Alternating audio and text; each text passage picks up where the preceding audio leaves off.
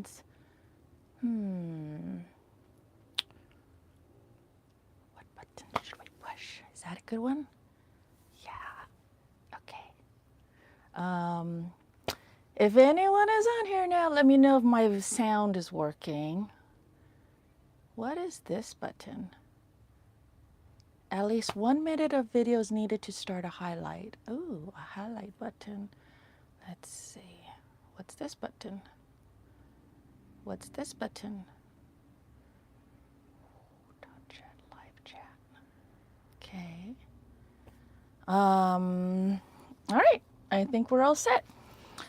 Oh, let's see. I'm in my pajamas. Welcome to my pajama party.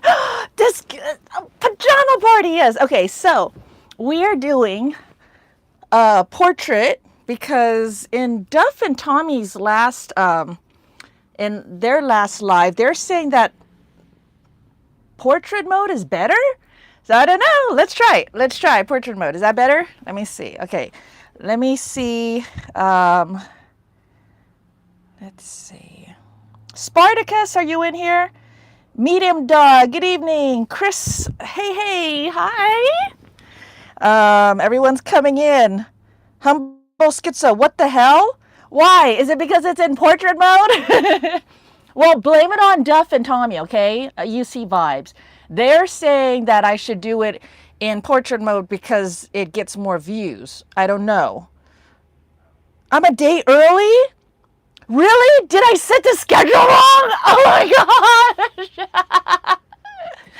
Okay, well, that's just me. No, did I really? Did I? Oh God, I'm so bad. Oh my gosh, you guys, I am horrible at this. I tell you I'm horrible at this. Look, I'm blushing. I'm sorry. Or we can do one tomorrow too. You want one tomorrow too? Tyson says, am I still in Florida? No, this is my RV in California. I'm back home in California. I went to Florida last Thursday. I got back this Monday, and I've been back since. Are you and Marty married? No, Marty has a wife. Loopy is his wife, and they have been married forever. I think Marty and Loopy are one of those, like, couples that's been together forever, and they probably will be together forever, and they are like awesome. They're amazing peoples. Wilson says no. Wow. No, wait, Wilson, why? Why are you saying no? What no? What happened? What happened? What did I miss? Let's see. Oh wait, I have to change this to all message. Wait. Oh my gosh. Discard this clip. Oh my gosh. I'm not trying to create a clip. Okay, discard it. Okay, what am I doing? How you pronounce... Oh, how I... No! You know what? I never knew that I did that. Like, have I been doing that this whole time? Like, I never knew there was anything wrong with how I said no until Duff made such a big deal about it. And I'm like, really? And now whenever I'm watching videos, now I'm hearing it. And now it's freaking me out. It's a good surprise. All right, good. Wait, I want to change this to not just top messages. I want to see all messages. How do I change this?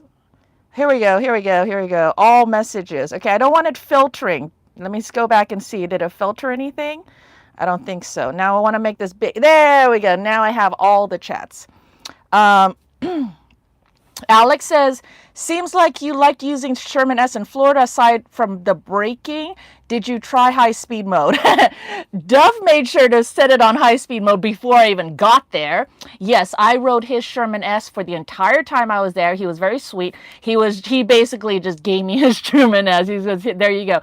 Because on Saturday, I went to Miami, and then I spent the night there in Miami. Duff went home. I stayed in Miami to do the whole entire 100-mile ride.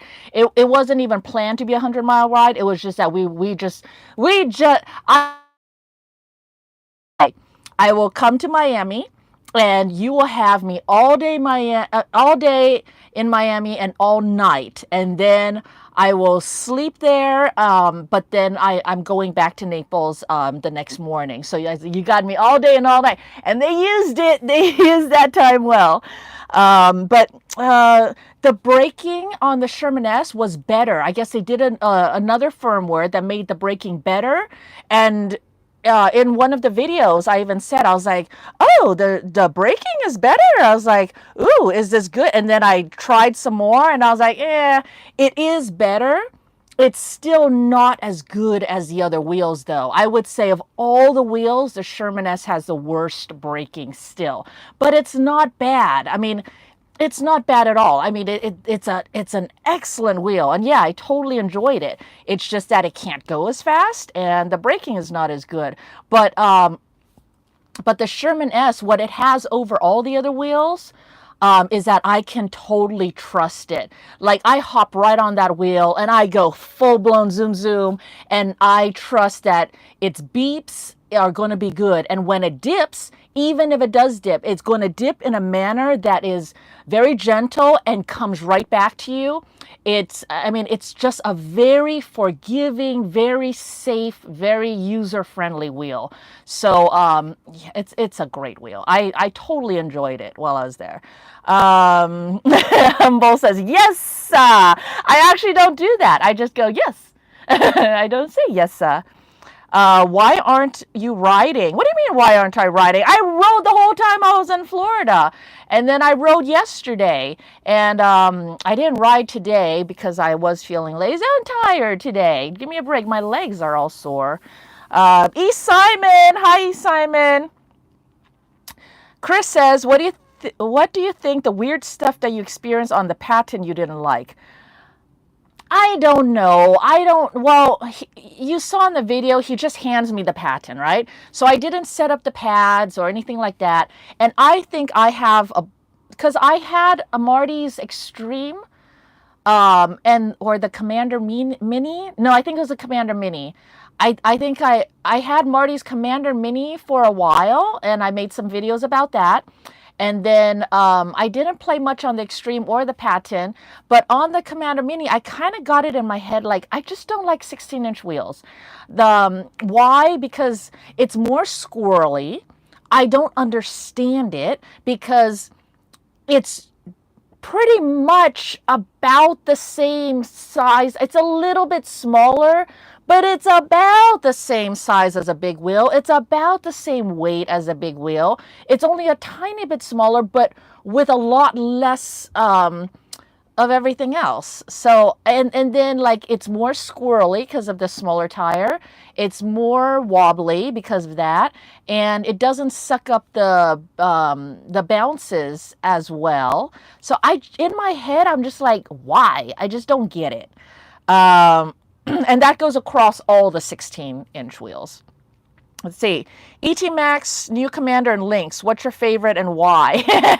Well, I've only ridden the ETMax. The Commander GT Pro is dead. Marty's is dead. Actually, by the way, Roger's supposed to be having a live stream at his shop with Marty. They are... at the moment, Marty should be arriving at his shop now or anytime around now.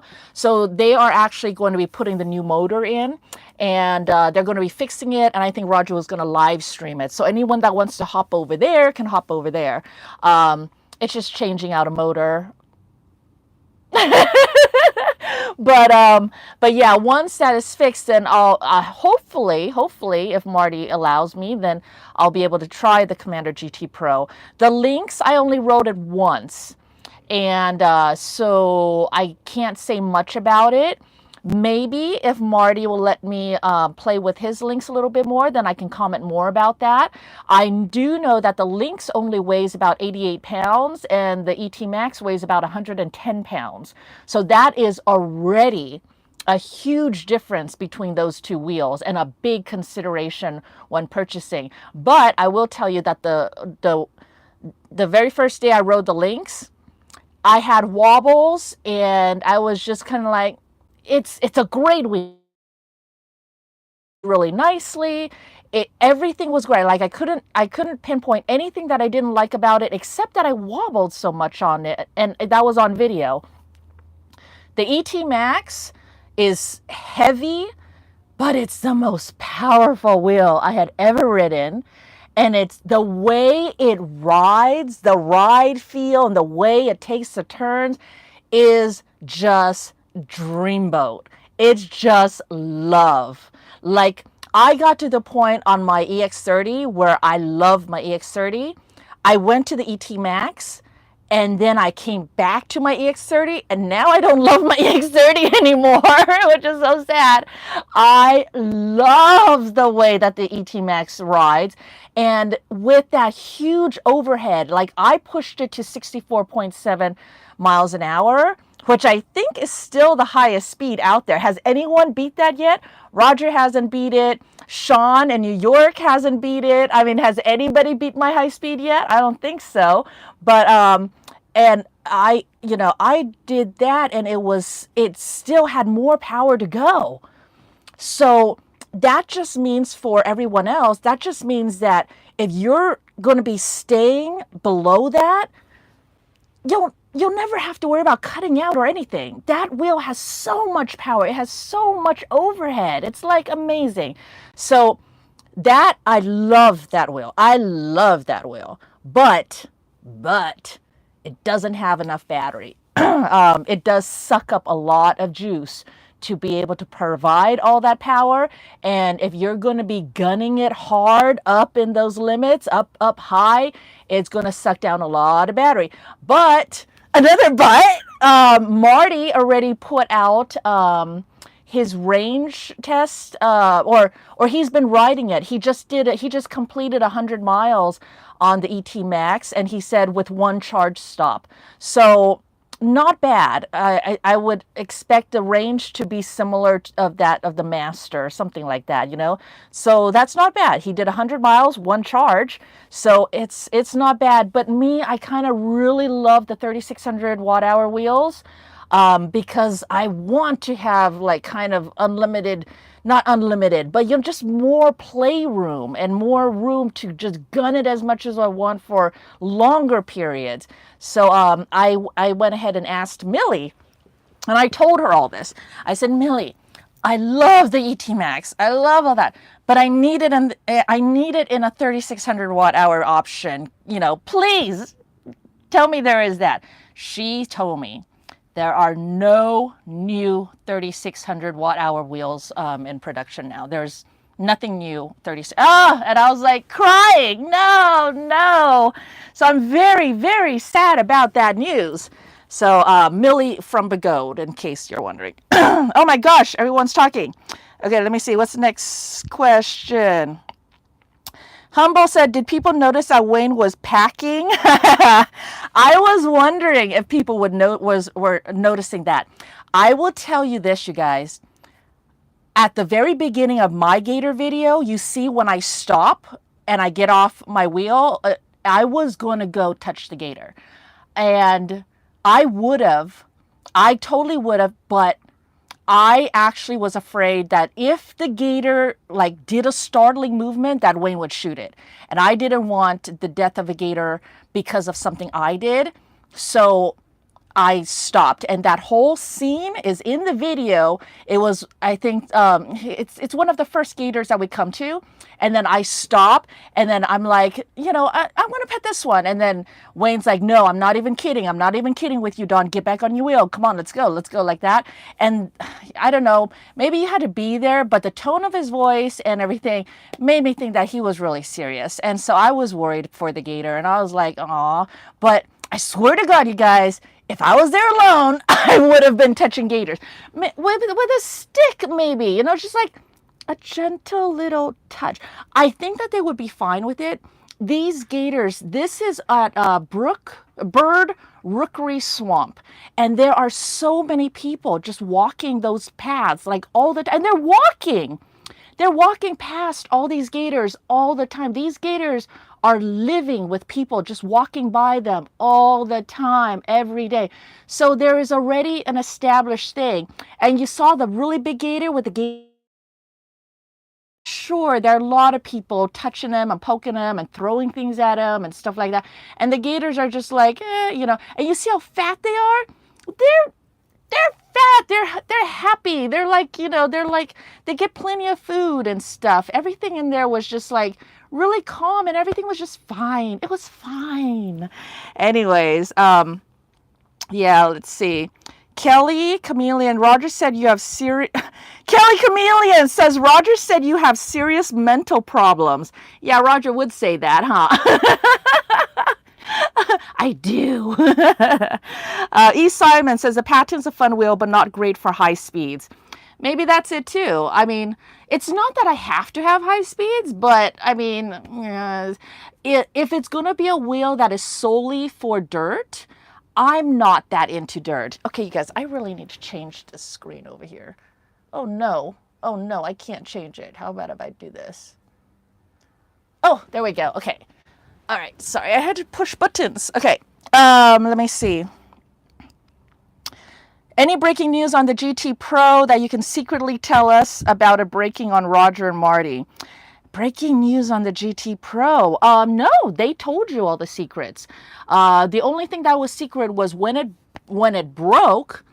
It was that night at the Night Riders party, and Marty told everyone to keep it quiet until he could get a little more information on it. But then once Marty put all that out, then everything came out and all that stuff. So then it's no longer a secret. So no, they are fixing it now at Roger's shop. Marty and Roger are at Roger's shop fixing it, putting in a new motor and then checking it out and all that other stuff. I will say that this GT Pro that Marty has is a pre-production model. So it's not the final product yet. So I know Marty talked a lot about how this and this and this. Don't take all of that to heart yet, because it's not production model. And I don't know. I think that on one hand, it's like, well, then give us a production model so we can give our honest opinions about, and share it like that. But on the other hand, they're trying to get something out to Marty as quick as possible, and they were trying to beat the Chinese New Year, which shuts down like China and a lot of the Asian countries for several weeks.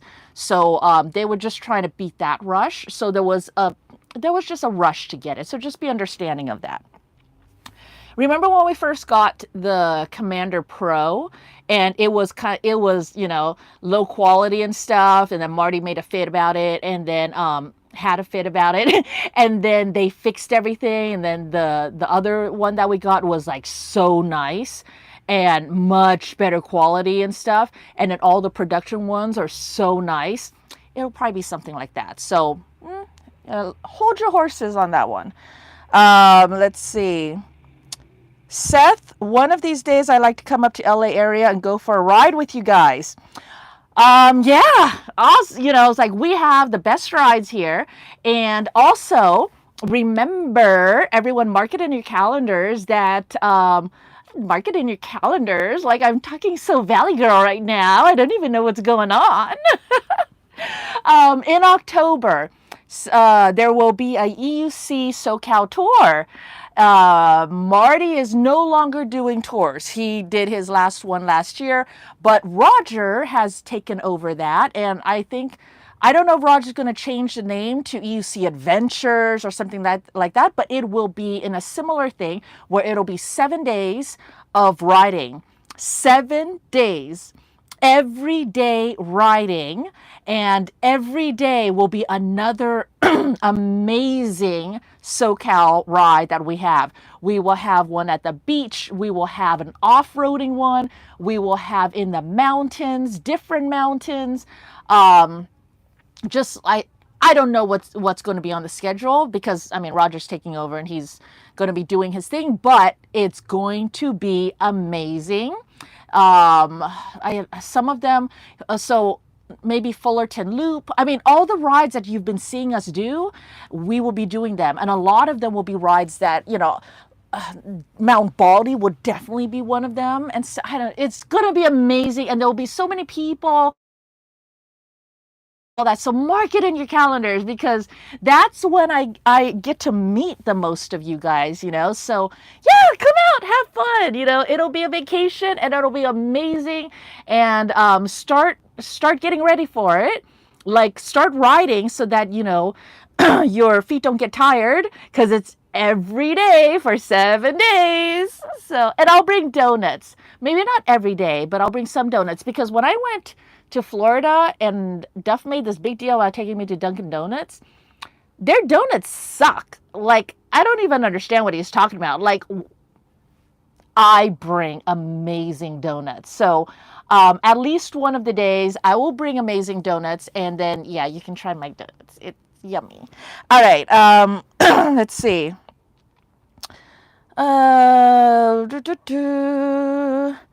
Kelly Chameleon says, "Did you take your medication today?" No, I didn't. I need to take my vitamins in a bit, but I'm going to eat some food first. Let's see. Fake Kelly in the house. That's a fake Kelly, Dawn. I know that's a fake Kelly.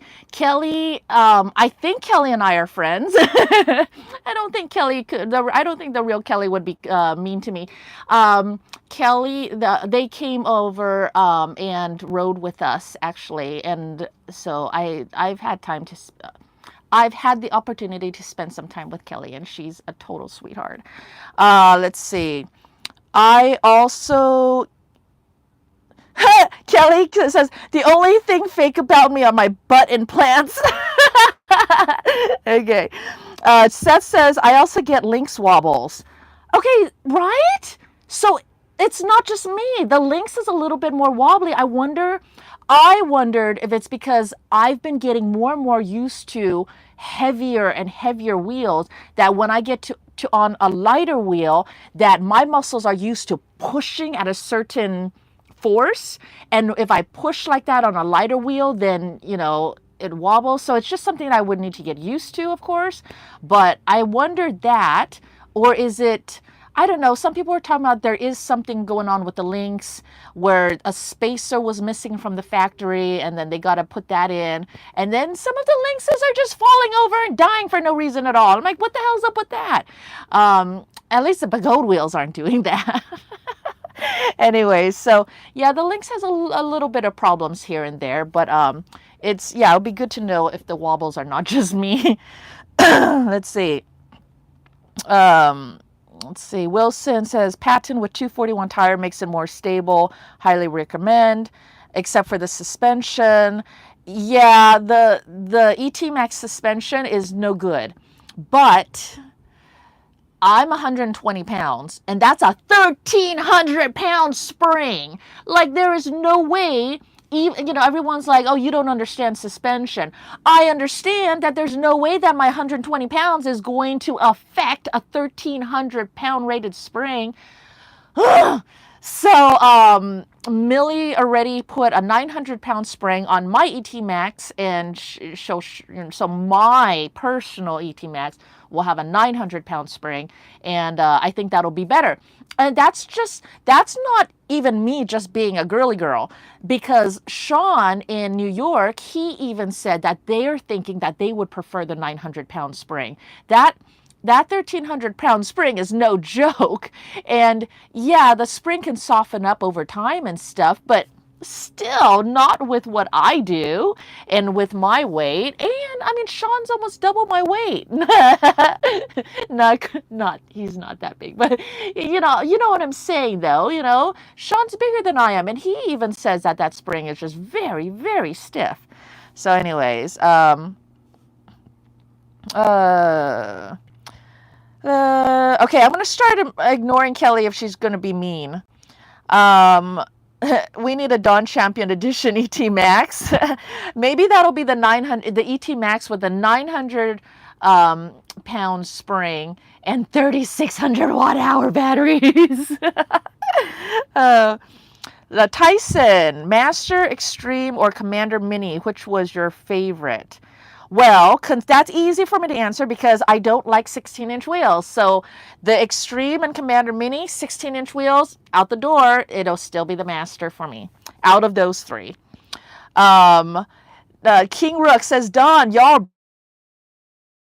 don't think it's bravery. Look at those people having their kids and their dogs, and they're walking through the swamp with the gators. I mean, there's no way they're outrunning them, but maybe that's why they brought the dogs. I think Duff said that he's heard of the gators going after dogs before that people have brought. So, I don't know if the people brought the dogs as sacrifice to the gators or what, but animals are very smart, and gators actually can recognize people. They recognize individuals. I mean, this is proven. So I think those gators totally understand the dynamic of human-gator relationship, and but they might mistake a dog. They might think that a dog is a little bit too tasty, and I sure wouldn't let a little kid get too close to them either. But I think a full-grown adult, with the gators at that location is probably pretty darn safe, especially if you're respectful and you just don't mess. We were riding right next to them. I have a picture. I have a still shot that I took. I don't think I posted it. I showed Duff it. I figured Duff would post it up. But his wheel, his tire was here, and that, can you guys see? That gator's tail was right there. Like, he was probably an inch away from the tail.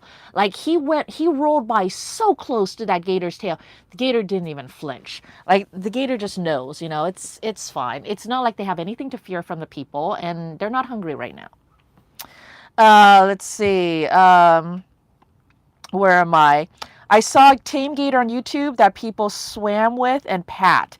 I wouldn't swim with a gator because I suck at swimming, and I am very wary of being in the water with anything that can swim better than I am, which is everything that lives in the water.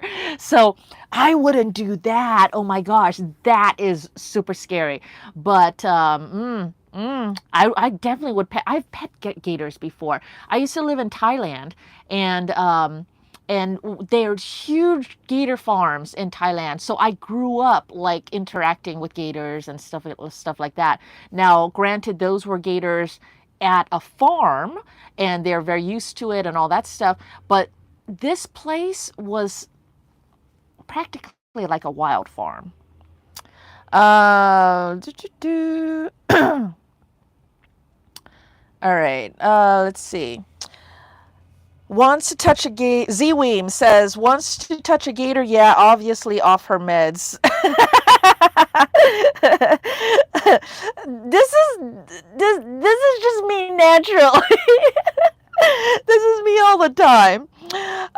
Spartacus, if a gator gets your legs, it's EUC riding over. Don't understand them. They're still wild, and gators do burst speeds up to 30 miles an hour. Definitely give them space and respect. Did you see in my video when Wayne was like, they can do 30 miles an hour? And I was like, well, yeah, I can do 64.7 miles an hour. But I was very wary of them because even riding past them, I was aware that if the gator did swipe his tail at my EUC, it would knock me off my wheel immediately. And then me on the ground and, and then him coming at me, yeah, that'd be bad. Let's see. E. Simon, you think EB would thoroughly test any wheel they send to Marty, given his large following and how much bad publicity a wheel gets them when it fails him? You would think that, right? I mean, but apparently not. Okay, you guys, does this angle make my thigh look super fat? I think this angle makes my thigh look super thick. All right, let's fix that. Oh. I got this for Christmas from my mom, and I wish it was a different color. There, all fixed. This is a fuzzy blanket. All right, let's see, what else? Spartacus, last thing with wild animals, a touch is a life and death situation in their minds. Only times something touches them is when something tries to kill them. They go into fight or flight. Best case, they run away. Worst case, they stand the ground and fight. Z-Weem says, mod me, Dawn. How do I mod you? How do I do that? How do I do that? I'm pushing buttons. Ooh. Um,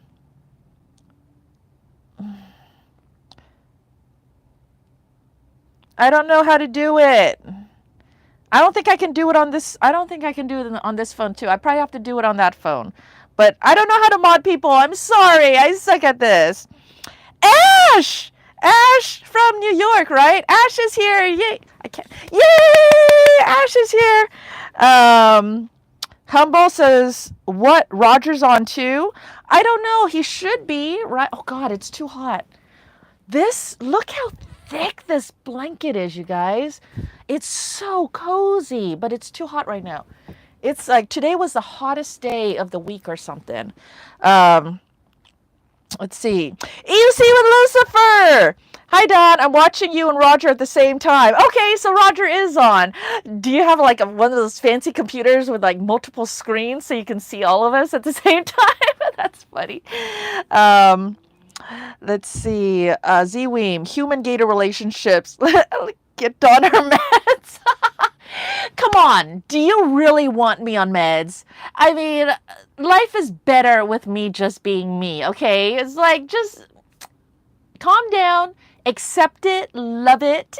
It's all good. Um, let's see. Whoa. Whoa. What's happening? Gators are like humans. Yep. Chris says, where did you get your cool riding pants with the Kevlar lining? You can get those at any, it's just regular motorcycle riding pants. And they're like, it's a jeans material, and then it has the Kevlar and it has padding. It has extra pockets for extra padding you can put in the hips and the knees, and stuff like that. Just, the one that I got specifically is actually fitted for girls, and it's from Cycle Gear. And those specific ones that I chose, Cycle Gear, and it was at a sale, so they were only like $50 a piece. And because it was only on certain sizes, and the size that it was at was, I guess, too small for a lot of other people. So the size that I wear is smaller, so it was like an unusual size. So they just slashed the prices on that, and oh my gosh, I snatched them up, and I love them. They're good pants. I've crashed in them several times, and they've held up. One of them has a little hole right here, but it's only the outer layer. The inner layer is still intact, so it's perfectly fine still. And yeah, they're really good, but I couldn't really wear them so well with the Florida humidity.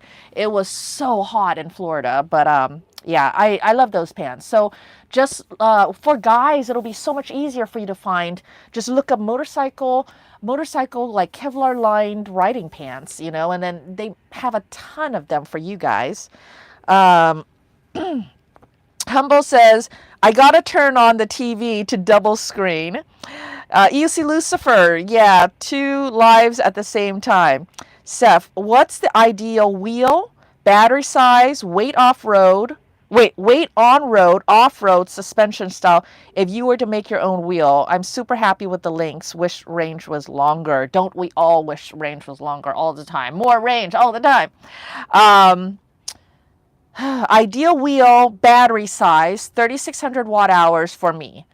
That means that I don't run out of battery. Anything less, like I've run out of battery on my Master. We ran out of battery on the ETMax.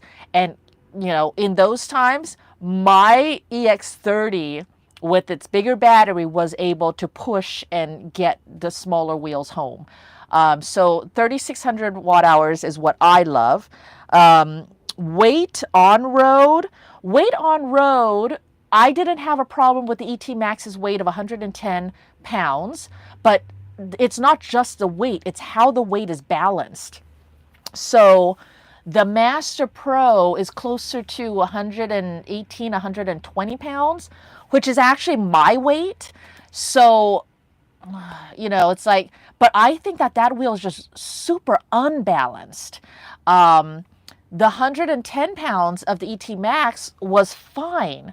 But then I also do wonder, I mean, it's been a long time since I had my Master Pro till now. Maybe I just got better. So I would be curious if I tried a Master Pro be much better with it. But remember also the Master Pro didn't have a handle. That was part of the problem. With so much weight, if it starts to tip, you need to be able to grab it real quick and get it back, you know, and I can do that with the ETMax. It has that wonderful handle up front. So I can do that, not a problem.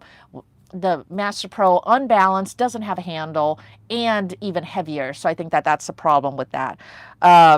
So on-road weight, 110 pounds was fine for me with the ETMax, balanced and with a handle. Off-road, I would not ride the ETMax off-road. It's so tall, and when you're doing off-road stuff and jumps and everything, and sometimes there's quick dismounts, or you just get a little bit lopsided so your leg goes down, that height of it being so high up into my leg, it would just be too unwieldy. It would be like riding the V13 out, you know, it's too heavy. And oftentimes when we're doing like double black diamond, you know, trails, there's a lot of walking in and stuff like that, trying to lug so ask Wayne this, because Wayne did that, doing double black diamonds on his V13. The V13 actually, he did amazing with it. But if you're doing those types of trails and like heavy duty off-road stuff to where you're climbing and jumping and stuff, that much weight is going to be tiring, and it's going to be like trying to lug a Cadillac through the trails, right? So for that, I'm keeping my Dirt Master. My Dirt Master is still, I think, my perfect dirt wheel. So there's that. Suspension style. I really love the suspension style of the Sherman S and the Commander Pro, where it has the two sliders on either side. It's just that it doesn't seem to be as easy to take care of, maintain, and replace if anything goes wrong with it. So the spring style and the air shock style is much more user-friendly when it comes to maintaining it and replacing it and customizing it. But the air shock style seems to blow out a lot.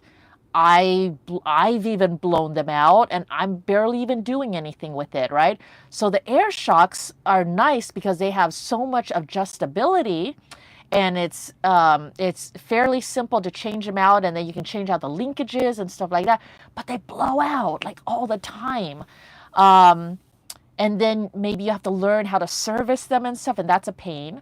And then the springs are good, but then there's a lot less adjustability and customization with it, and it's not quite as great. So, but my favorite, I think the feel of it, my favorite is like the Sherman S and the Commander Pro style suspension. Let's see. Did I answer? If I was to make my own wheel, I'm super happy with the links. Okay, I think I answered that question. If I didn't, continue sending me messages. All right, fine. I'm just going to select this because it's more comfy, and I just have thick thighs. There we go. Let's see. Z-Weem. I'm from New York City. We used to call cool things Gator. Really? Never heard that. Chris Chaput, Roger said it would be more entertaining over here. Entertain me. Oh yeah, that's my life, is to entertain Chris Chaput. There, I think I said it right. Oh my. Okay. Zweem says, do you think you convince Roger to jump a gator? I don't think I would need to convince him. He would probably do that on his own. You wouldn't have to convince him to do that. Let's see. Spartacus. Farm gators are not wild gators. The hunt, the mosquito are not the same as wild. They have to kill for the meal. Yeah. Spartacus, stop picking on me. Let's see. Chris says, wait, you guys, there's a lot of talking, and I'm talking fast, and there's a lot of chat I'm trying to catch up on. Okay, I'll talk faster. Your boobs look big. Didn't notice the thighs. Thanks, Chris. Chris, watch your language in here. God, you know, it's like, we're not talking about my boob. Thick is good. Chun-Li vibes? Z-Wing, wait, Roger's live. See ya, Don. Aww.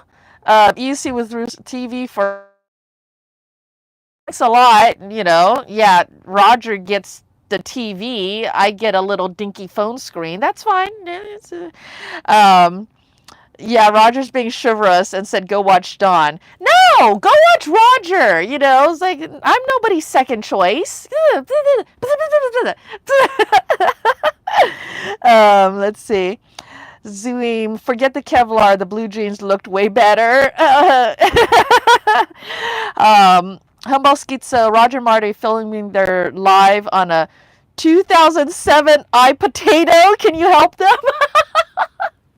Well, to be fair, I'm doing mine on my iPhone. I have a 14 Pro Max. That's my phone. As I do not have fancy setups. Marty has fancy setups. Roger has fancy setups. Duff has fancy setups. I'm sure. I'm sure everybody has fancy setups. I'm in my freaking RV with my phone in portrait mode. I mean, yeah, I'm sad. Let's see. EUC Ungerground, they're doing a teardown on Commander GT Pro, yeah. Roger's streaming from cell phone data. His Wi-Fi is down.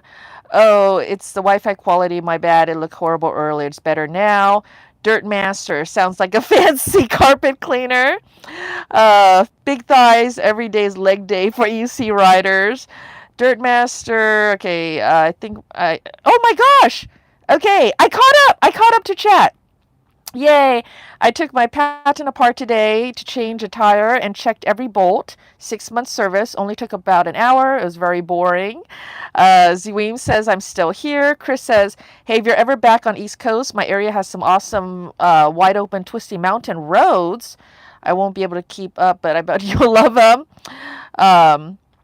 Seth says, sorry, my question was not clear. You designed the best wheel ever in your opinion? I'm sorry, I don't understand. The best wheel ever? I don't know. Okay, we'll see when my ETMax 900 spring comes in, and if that is perfect and all it needs is more batteries to become a 3600 watt hour, then I would say that would be the perfect. All right, so things I want to talk about today is Liam Venter of Fast Bike Gear in Auckland, New Zealand, has created this wrist guard that can strap on to any motorcycle glove, and it is designed specifically so that you can hold things in your hand and you can easily get your glove on and off without having to take off these wrist guards. And so these wrist guards will basically stay on your gloves. You can put them on any motorcycle gloves, and you can hold things, and you can specifically hold selfie sticks. Those check off all the boxes. I have a video that I made way back when I first started and about hand protection. That's one of my videos. And in that video, I say, somebody please make this product. And so many years later now, like, I don't know, it wasn't that. But now Liam is doing it. So I saw his post on Facebook, and I messaged him, and we've been talking, and he's still developing it, testing it, and all that stuff. And then he said that he'd be willing to ship a pair over to me. I have to pay for shipping and all that stuff, but and then I can test it. It'll come in 2 different sizes because size is important, and I'll give him feedback, and then I'll share it with you guys. But here's the thing. People wearing just the wrist guards and they don't have finger protection, I can't do that. Getting road rash or damaging fingers is horrible. And I play guitar and I play piano, and I just happen to like my fingers for everything else that I do in life. So I need maximum protection for my fingers, and that means my motorcycle gloves. I do recognize, though, that wrist protection is a thing with EUC.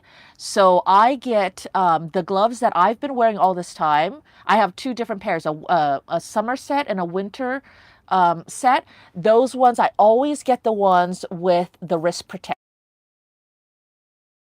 oh God, scaphoid.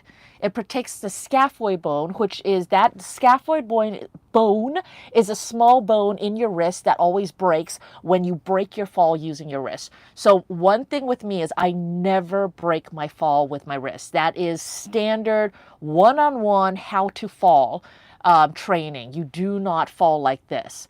But it is a good thing if you're using it to slide, like how Roger does, or other things. So anyways, this will give you the best of both worlds. You will be able to pick the best, most protective motorcycle gloves, and this, he's saying that the wrist guards that he's creating is more protective than a lot of other things out there. So with the combination of those two, I'm anticipating, so granted, I've only seen this off of the pictures he sent me and stuff like that, but just looking at it, I'm like, that is exactly what I wanted. So I'm very excited for that. So look for that coming up. Now, another thing, let's see.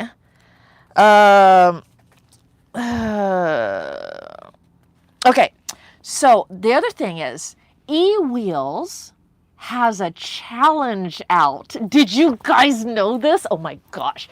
All right, EWheels has a challenge out. It is like this, and I'm going to read it so I get this right. It's already started. It's already started, and it goes until May 31st. All right. How many miles can you rack up in 16 hours? They're cutting it off at 16 hours. It was supposed to be 24 hours, but they don't want people like dying from lack of sleep and stuff. So they're cutting it off at 16 hours. Whoever gets the most amount of miles on their EUC in a 16-hour time limit wins. What do you win? You can win a Master V3 if you live in North America, because EWheels only ships to North America, or $1,000 to anybody, anywhere. they'll get you $1,000. Oh my gosh, I'm dying. I'm getting so excited. I'm like totally dying here. Let me drink some water.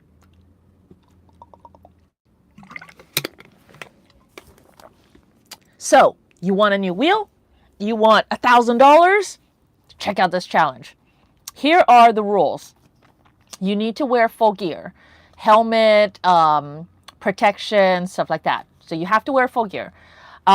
Wheel mods are allowed, but you can't have external help like having a car tow you or drafting, you know.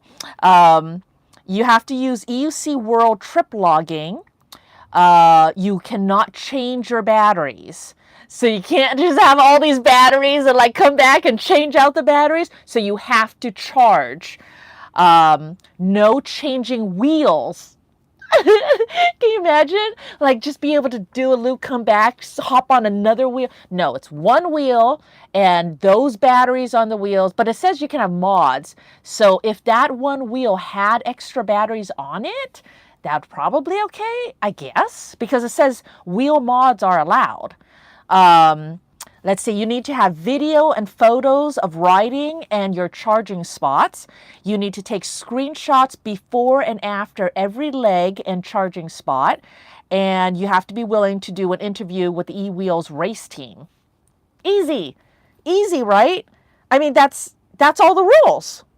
So basically, pick out your wheel, go there, ride for 16 hours and rack up as many hours as you can, many miles as you can, and win.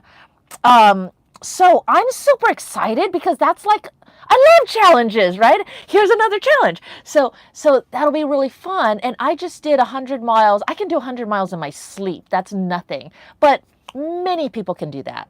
So then I'm like, okay, so you'd have to do 200 miles. That's not much of a challenge. 300 miles. Okay, but then, oh God, I don't know. There's a lot of math. Because they say 16 hours, and then you can calculate how long it takes to cover 400 miles at 40 miles an hour. charge, how long does it take to charge 3600 watt hour wheel at 18 amps or at 30 amps, or all of these are calculable things. So then your nerd in you can like just go insane, right? And then of course the X factor and then of real life happens, right? This happens and this happens, and then of course it's oh yeah, you can talk about doing 400 miles, but can your legs and your feet do it? And then for me, my biggest thing is going like physically, I can do this. But for me, it's my brain. As soon as I get bored, I fall asleep. So, yeah, it's going to be really hard to keep me entertained for 16 hours riding alone. So that's going to be my biggest thing. And then, like, how would you do it? It says any terrain is fine.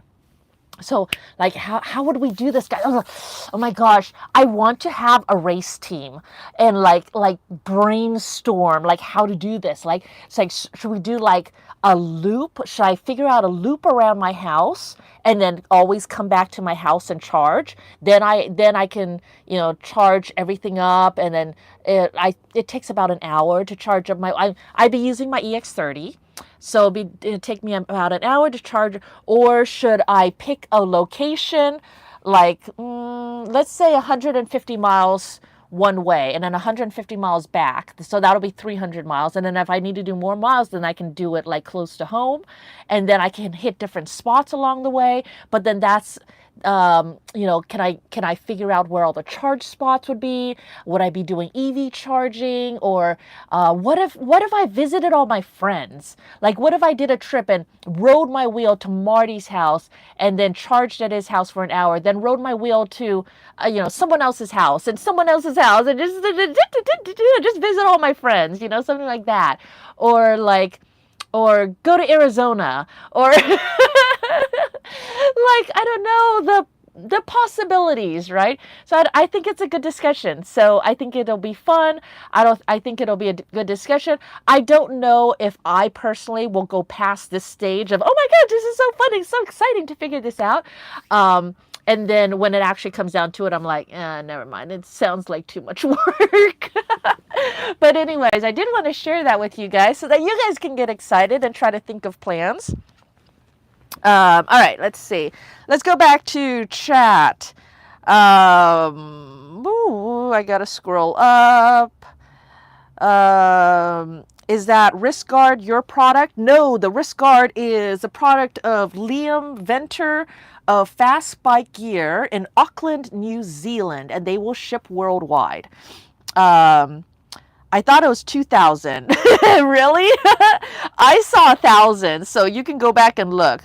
Yeah, but if you don't have a fast charger, you're already out of the game. True. So get a fast charger, which, by the way, this is a good segue. Look what I got.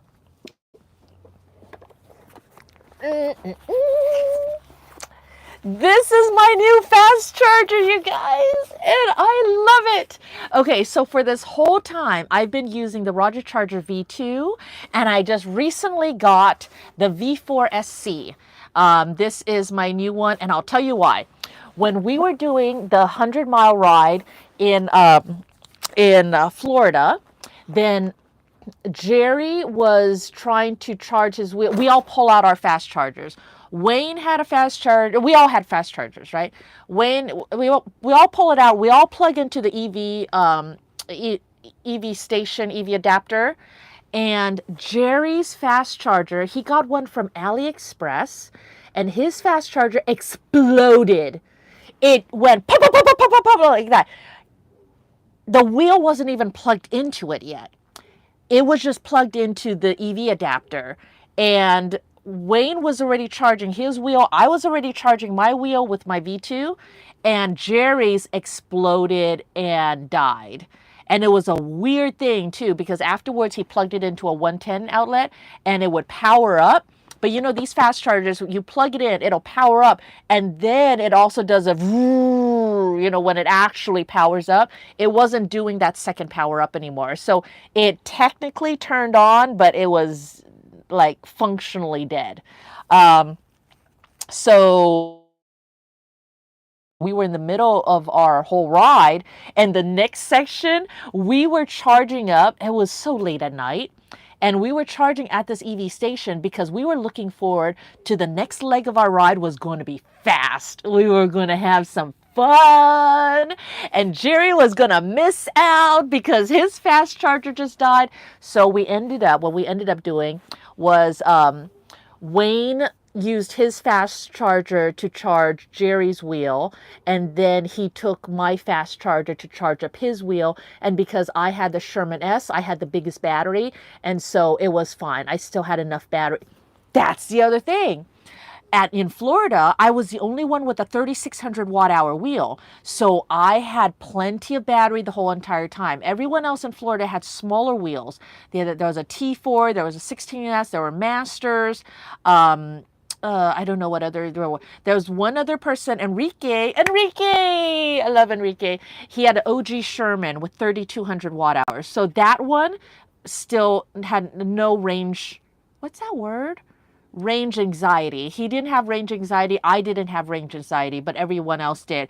And of course, the Master that didn't needed a charge, right? So anyways, we worked it out, but we had to be there for 2 hours then at the EV station. Because fully charge one wheel is about an hour, and then fully charge another wheel is about an hour. So we were there for a long time, so that kind of sucked, but it was okay because we love Jerry and we want Jerry to ride with us, so it was fine. But here's another thing. My whole trip to Florida was full of excitement. Look at my rides. I get attacked by bees. I get attacked by vultures. It's like weird. I get attacked by balloons. Have you guys seen these things that happen to me? Like weird things just happen to me, right? So it's like life with me is never boring. But anyways, one of the things that happened was that I was overweight for my flight. So Wayne had the good idea that since Jerry's fast charger just blew up and exploded, maybe I leave my V2 with them, and then I just get a new charger when I get home. And that was a little heartbreaking for me because I've had my V2 for the whole entire time. It is so steady and reliable and everything, and I've been carrying that thing on my back forever, and I love it. And I get really attached to my things. So anyways, I love it. So anyway, it was a smart thing to do, and it would help them out and all that stuff. So I was really sad about that, but I did it. And then, so now they have my old charger, and then it gave me the opportunity to get a new charger. So I got this one, and now that I got this one, I love it. So I'm happy again. So I want to show you guys real quick. Oh, I should have brought power to here. Okay, so it's this big. Wait, I should get stuff. Hold on.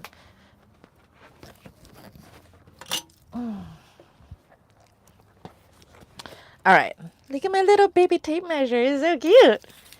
All right, it is, you guys probably know all this stuff already, and I didn't really want to do a product review, but we're talking about fast charging. So anyways, this is 12 inches long this way.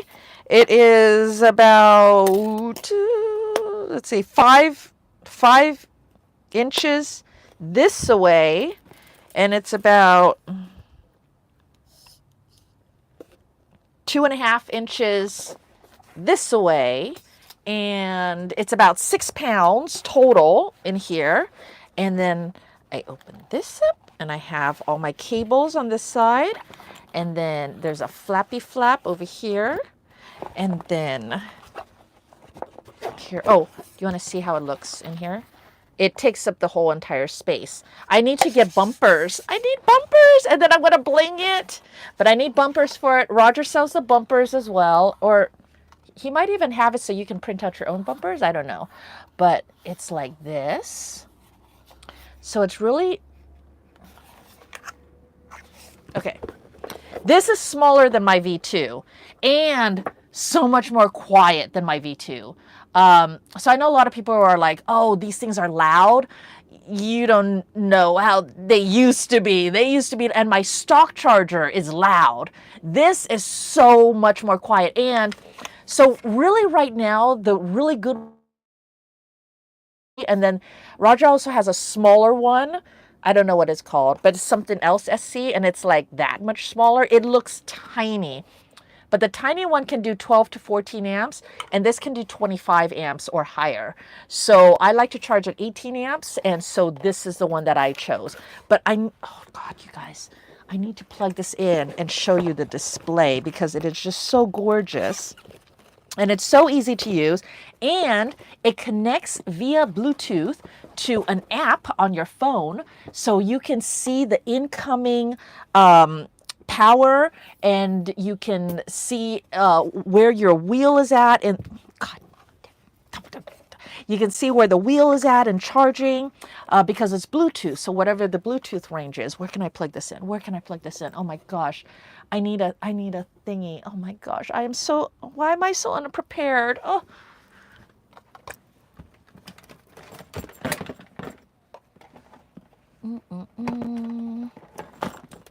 I'm here, guys. Hold on. Yeah, I know. You guys know me.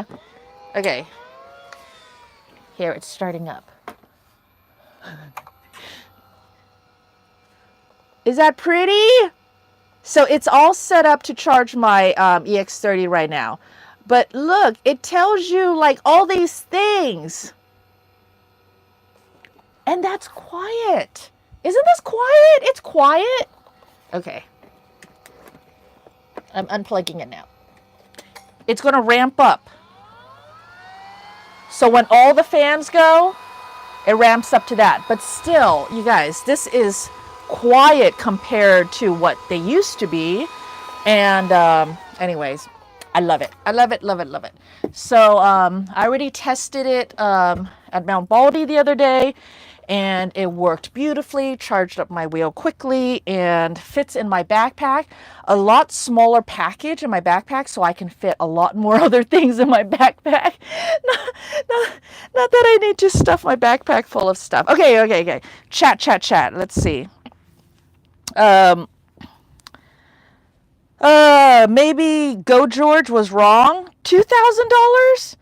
I don't know. Okay, well, shit. If it's $2,000, I definitely have to at least try. My notes. I saw a post on the EUC forum for this, and that's where I got all my info. But if you guys have the official link to where the official info of this is at, post it for me, please, and like share with us all, and yeah, let us know. I don't care. Is $1,000, $2,000? You know, sounds like fun to me. Let's do it. I wish we could do teams. What? No skitching? I don't know what skitching is. Sensei Vegan! Happy Saturday, Dawn. I'm a bass player, so I always rock full finger gloves when I ride. Yes, if you're a musician, you definitely don't want to be, sacrificing your fingers to the asphalt. Battery swapping allowed in the challenge? Nope. Pure Steve just heard about the wheel challenge. I have a Monster Pro V2 and a 70-mile run fairly flat. Just need a little better weather. Interested? Yes. Okay, this is where... Oh, okay. It's so exciting. Okay. A master costs a lot more than $1,000, so Americans are getting a better price than the rest of the world. Boo, they should. That's true. Oh my gosh, you're so smart. I didn't even think of that. You should get the master. You should get the wheel and then sell the wheel and get more money. Why don't I think of these things? I don't know, but that's such a good idea. Okay. Let's see. Sensei Vegan is in. Hi, Sensei. 100 miles is a challenge if you're standing the whole ride. I stand all the time on all my rides, and 100 miles is no big deal for standing for me. Yeah, but I see what you're saying. Okay. George is retracting his messages. Seth is retracting his messages. Supercat probably not set to 220 volts. I don't understand. Wilson says RV tour soon. Oh, RV tour. I don't know. Oh, it's a mess in here right now. I was going to say, should I do it now? But it's a mess. Also, I don't know. I kind of made this really homey, and I don't know. That's kind of private. So All right, what time is it? It is 7:05. I've only been talking an hour. Wow, we covered so much stuff in an hour. All right, if you guys want me to talk more, I need more questions and stuff. Otherwise, I might leave. Oh, I guess I could talk about, let's see, Florida. I think I talked about everything I wanted to talk about. I wanted to talk about that Begode says that they don't have any 3600 watt hour wheels coming out, any new ones coming out. Liam Venter and his wrist guards that can work with any motorcycle gloves. Super looking forward to that. The EWheels long distance 16-hour riding challenge. Interested in that. Um, the V4 SC, my new charger, love it. And that's everything. Okay, so Florida. I in Duff's Valentine's Day live stream, I hopped in there and he invited me to come to Florida and do some Florida riding. And so then I accepted. He got it all set up and I went down there and was there Thursday, flew out there Thursday, but that ended up just being a travel day. Um, Friday, we did the Naples Day ride, and I have a video on that out. It was a really nice ride, and it ended with Dunkin' Donuts.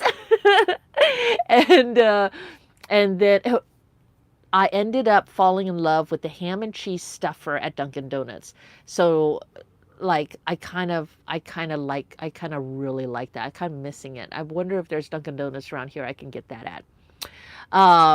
And then Saturday we went to Miami and well, we went to some beach outside of Miami and then we rode from there to Miami and then rode back and that ended up being 100 miles. We started riding. We were supposed to meet up at 10.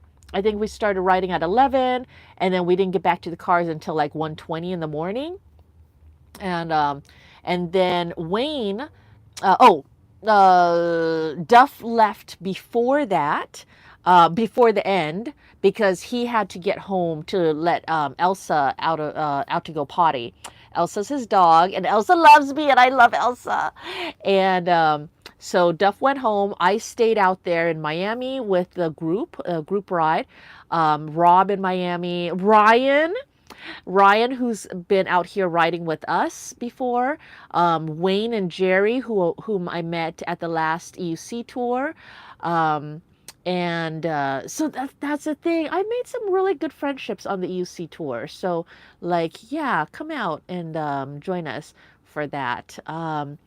But Wayne found a place for me to stay overnight by myself, and so I stayed there overnight. Wayne drove me there. Then he went home. Then he came back in the morning, picked me up. We went back to Naples on Sunday morning, and then Sunday we did the swamp ride, the Gator ride. We saw 78 gators that we saw.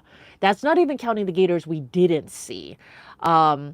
We it's and Duff has a video. Duff has videos of these rides, and then I have my version of these rides, my videos too. So if you want to get the full experience, watch his videos and watch my videos because it's so funny. You watch Duff's Miami ride video, that is not how my version went. It's like, were we even on the same ride? It's so funny. But Duff and I obviously are very different people, very different personalities, very different writing styles and stuff like that. So I don't know. It was just very interesting, the mix between us two. I would like to make it very clear that Duff and I are not dating or anything. I'm not dating anybody. And Duff's single, so anyone that's single and interested in Duff, he's a great catch. But to me, we are friends, and he was a gentleman the whole time, and he took care of me and took care of the rides and all that stuff. And he's just a really great friend. So let's see. Then on Monday, it was just travel day to come back to California. So it was a really good trip. I didn't feel relaxing. It was fun. It was very different. I didn't realize how far away Florida was from California. Now I know. And this was a trip that also kind of opens the door to. I've been interested in going to different places and ride. I know I've been invited to different places. I don't know how serious those invites are, and I don't have a lot of resources, so I don't know how well I can make it happen.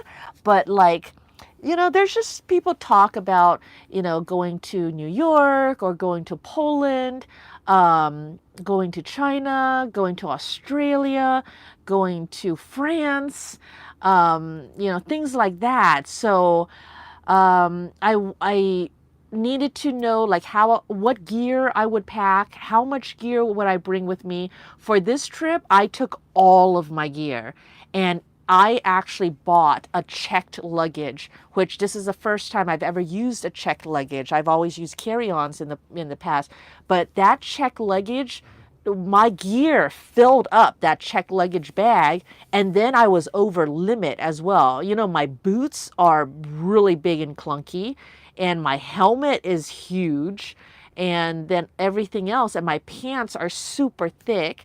So anyways, it did it this was a trip that is like the first trip with EUC in mind, and all my EUC gear, which is substantial. So it let me test out these things and see how difficult is it to actually go travel and explore the world EUC style, right? So it was very interesting. All right, let's see. Do most people ride 35 miles an hour plus? Um, I think so. I do. I don't know. Doesn't everyone ride like me? um, Even Marty is riding 35-mile plus now. He's riding in the 40s, 45, something like that. I don't know. 3,600 watt hours. E. Simon says 3,600 watt hours should be the standard for any wheels 20-inch or over. George says average speed is under 18 miles an hour. Most people cruise at under 75% of their wheels. Really? Wow. Chris says, what are typical group ride speeds? Well, I mean, depends on the group ride. We have, if in the past, if you did a group ride with Marty, you knew that Marty's speeds was going to be around 25, 30 miles an hour, something around there. But lately, his speeds has been going up. So now it's like, 40 miles an hour. If I post a group ride, I'll tell you if I'm going to be doing zoomies or not. So I don't know. I think usually in a group ride they would tell you what speeds to expect, so that you're not left behind and stuff like that. E. Simon said the live stream you did with Duff was fantastic, so funny. Yeah, I guess we did do really well on that. Duff is so easy to get along with. I thought that Duff was always really serious because he doesn't laugh like I do. You know me, I'm just like really laughing all over the place, and he's always just like all quiet. But I don't know, he's funny too, and he laughs and stuff. So it was really good, and we like played off each other really well, right? So he's just a really good friend. I've made lots of really good friends in the EUC world, and I'm really grateful to all of you guys. So that's been very comforting, and I don't know, EUC has really become a world that I can find safety and comfort in, and I really appreciate that. So thanks, guys. Let's see. George says Thailand has rental wheels. Wow. Chris says George is hard to tell. Watch videos and people talk all the time about hanging out in the 40s.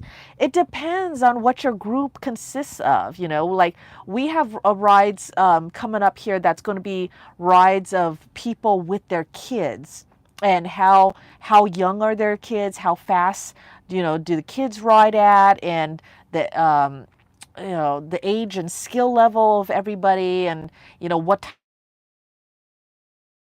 even on our 100-mile ride, we had a guy on a 16X that, you know, he didn't keep up with us at the front, obviously, but he came in and out of the ride, and he still ended the ride with us, although he had to be Ubered in at the very end.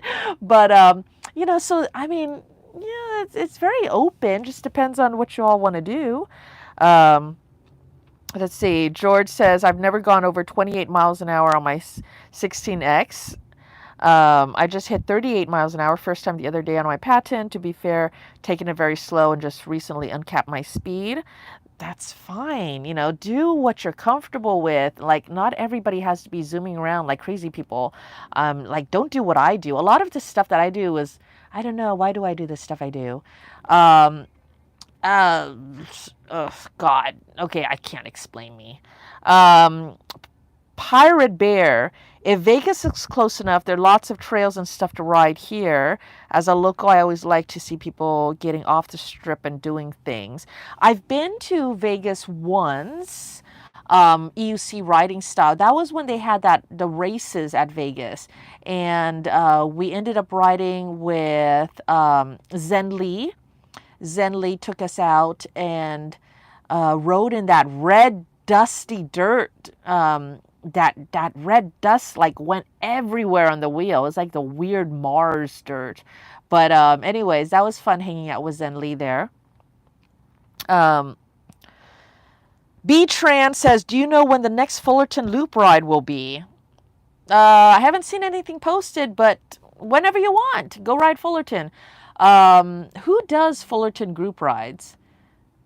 Anybody can post a Fullerton group ride. If you want to do Fullerton with me, I'll go do Fullerton. I haven't been to Fullerton in a while, so I'm probably due to go do Fullerton. So yeah, we can do Fullerton. Just post it up on Marty's. People just post up rides onto Marty's chat, and then, you know, just post up like, come on, let's go do Fullerton. And then people can chime in on what they want to do and, you know, all that.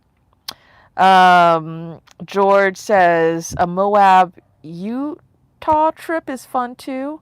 I don't know. I don't know what all the fun trips are. And I am very limited in what I can do. So, New York was going to be my next thing. Because there was talk about that being a real possibility, but I don't know. New York is even further than Florida, right? And that was far. And I said I'm never going to Florida again. But that was just because, oh God, the plane ride I ended up taking 3 planes just to get to Florida on the way there. On the way back, it was a lot easier and stuff. So it worked out fine on the way back. But Zweem said, Dawn winning the streaming wars over Roger. 4 more viewers and no GT probate needed. Well, I'm probably going to be ending this chat soon because I can't think of anything else to really talk about. If you guys have any other questions, but I think I've covered all of the news that I have for now. If Roger and Marty are able to fix the Commander GT Pro, then the next thing will be, we'll have to see how long Marty gets it for, and if I'll be able to ride it, and then I'll be able to tell you more about it. And then I need to talk with Marty and see if I can maybe borrow his links for a little while. Then I'll be able to tell you some link stuff. Are you guys even interested in link stuff? I know that I'm still getting questions about it, but Marty says that the links is old news. And I don't know if he's just joking with me because he likes to joke like that. Oh my gosh, my leg's falling asleep. Let's see. So I don't even know what's up with that. But yeah, let me know if the links is still, well, I guess it'll be fun just to have it here anyways and try it out, just so that I know as well. It'll be really interesting, these three wheels. And I don't know, everyone wants to find out what is the best wheel for racing. And the ETMax is the most powerful wheel, but it's also one of the heaviest. And and it does take a little while to get used to riding it. Like even Sean, in order for him to hit 60 miles an hour, I think he said he had to change the pads and he had to change the suspension, and then he got a big backpack and put it on his front to get even more weight up front so that he could hit 60 miles an hour. I think that's what he said. Isn't that what he said? That's crazy. So yeah, it's not a super easy wheel to ride, but you can get used to anything you want to get used to. You know, it just takes practice. Oh my gosh, things are happening on my screen here. Okay, let's see. Zweem says Lynx is outdated already. Obsolete wheel. Chris says I'm very interested in your opinion on the Lynx. Zweem says slow cutout wheel.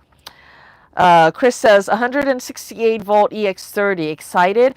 No, I wanted 168 volt ETMax with 3600 watt hour battery. There's a difference. And the difference is that my EX30 fights me when I turn in the turns. I did do the tire change, so I am running the Michelin Pilot Street 2, which is generally accepted as a really great street tire, and Rogers tire spacers. That combination is a must-have if you have an EX30. If you have an EX30, and do yourself a favor, change to the street tire, the Michelin Pilot Street 2, and get the tire spacers. It makes that wheel so much nicer to ride. But even with that, the ETMax is so much more dreamy to ride. So I don't want the ride feel of the EX30 anymore. I want the ride feel of the ETMax. E. Simon says Lynx is ancient now. Definitely want Lynx stuff. Laura V, hi. Zweem says, wait, I always wanted to know, is Champion your real name or is it a moniker? Champion is my real name. So I guess I'll tell that story. I was born in Taiwan and I was given Taiwanese names. And my name is Guan Shaolu. And I am not going to make Americans try to say that and botch it up. And so instead, I am going to translate my name into English. So in a lot of the Chinese names, it means something. The meaning of my name is it's a saying or a phrase, a sentence. My name means the dawn's serene champion. And so I just took that translation and brought it to English. And so my name is Dawn Serena Champion.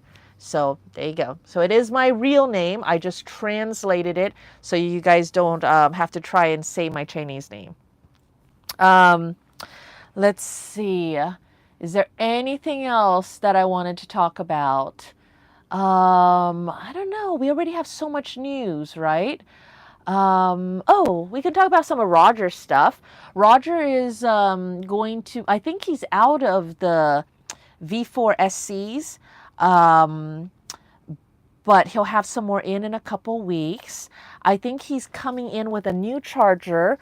It's a budget charger, so those people that want a really great fast charger at a budget price, I think that's what it is. So check with him. That may be coming in the pipeline. Let's see. What other news do I know? What other secrets do I know about other people that I can share? I don't know. I don't know what's going on with Duff anymore. What's happening with Duff? Oh, remember how I told Duff that he needs the fuzzy blankets and the towel holder? He got fuzzy blankets and a towel holder. Yay! So that's going to be great. I don't know. I want to help his love life, but I don't know how. Because you guys are all guys, so you don't care if Duff's a great guy to date, right? But Anyone that wants to date Duff, thumbs up. I give my approval. Good review. I think that he'd be a great guy to date. Um, because now he has the fuzzy blankets and the towel holder. So what else did he need to get? Oh, and he got the mirror. He got the mirror in the guest room, and he still needs a warm light in the bathroom. And then it'll be set. It'll be perfect. And then he won't be single anymore. Yay! So, so, so that'll be good. Let's see. Simon said, Def got fuzzy blankets for the ladies. Yes. So if you guys are single and you guys want a girlfriend, like, get fuzzy blankets. Oh my gosh. Like, but not this color. My mom gave me this one and it's brown and I'm so sad. Like, I want, look, like this teal or royal blue or purples. Like, this is such an ugly color, but this is like, fuzzy blankets are so cozy. And it's totally inviting and snuggly and soft and stuff. So fuzzy blankets are a must. I'm giving dating advice now. uh, let's see. Wow, I thought you had another regular name when you were on a magazine cover for horse racing. I thought it was on the magazine. Oh, no. No. Opa, you want to see the magazine?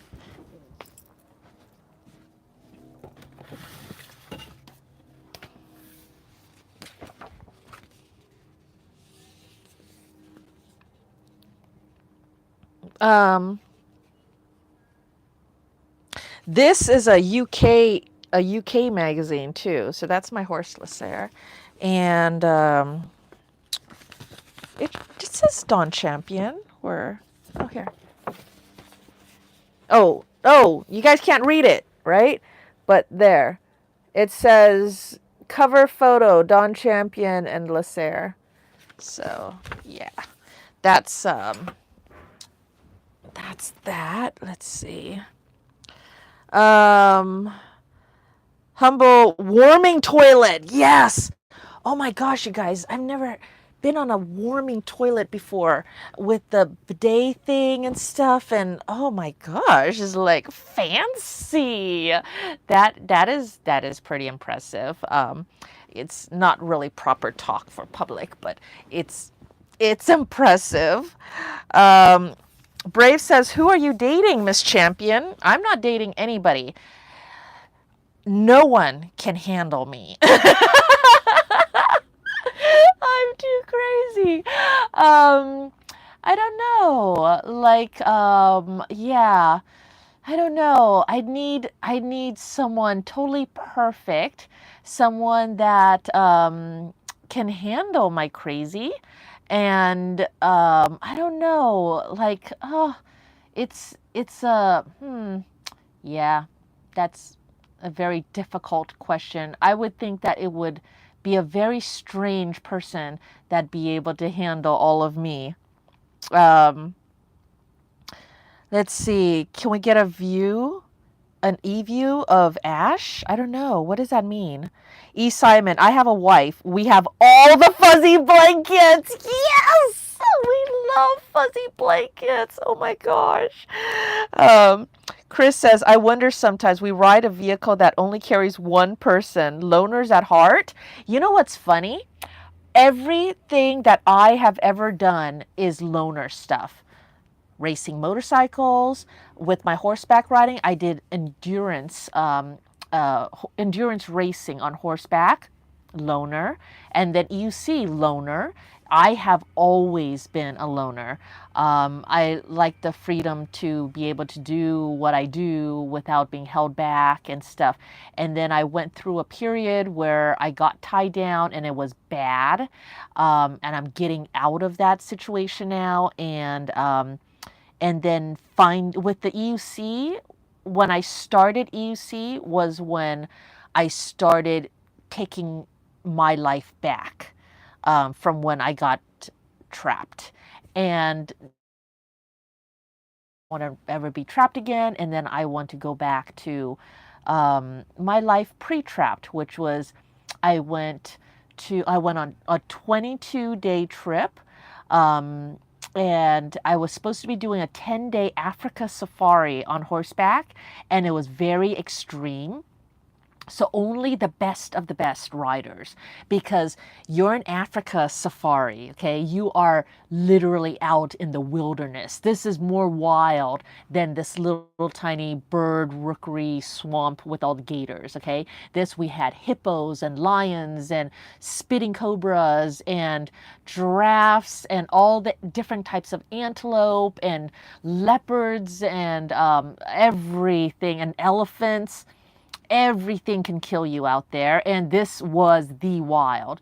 And you're doing it on horseback, and we are galloping across, and we are galloping with the antelope and the giraffes, like side by side, and the zebras were galloping with us, and it was amazing. And you don't fall off, okay? You don't make a mistake, you don't fall off. If a lion's chasing you and you fall off your horse, you're gonna be like dead. So yeah, only the best of the best riders, okay? But before getting to Africa, the travel agent lady, she tells me, okay, you're going to have a layover at London. So she goes, would you like to extend your layover? It'll cost more, but we can extend your layover if you want to hang out in London for a little while. And I was like, okay, how long or how much is it to extend the layover? She said, I think it was like $200 or $300, like nothing. And then I was like, how long can I extend the layover for? She said, I think she said pretty much as long as I want. So I was like, whoa, can we make it 10 days? She's like, yep.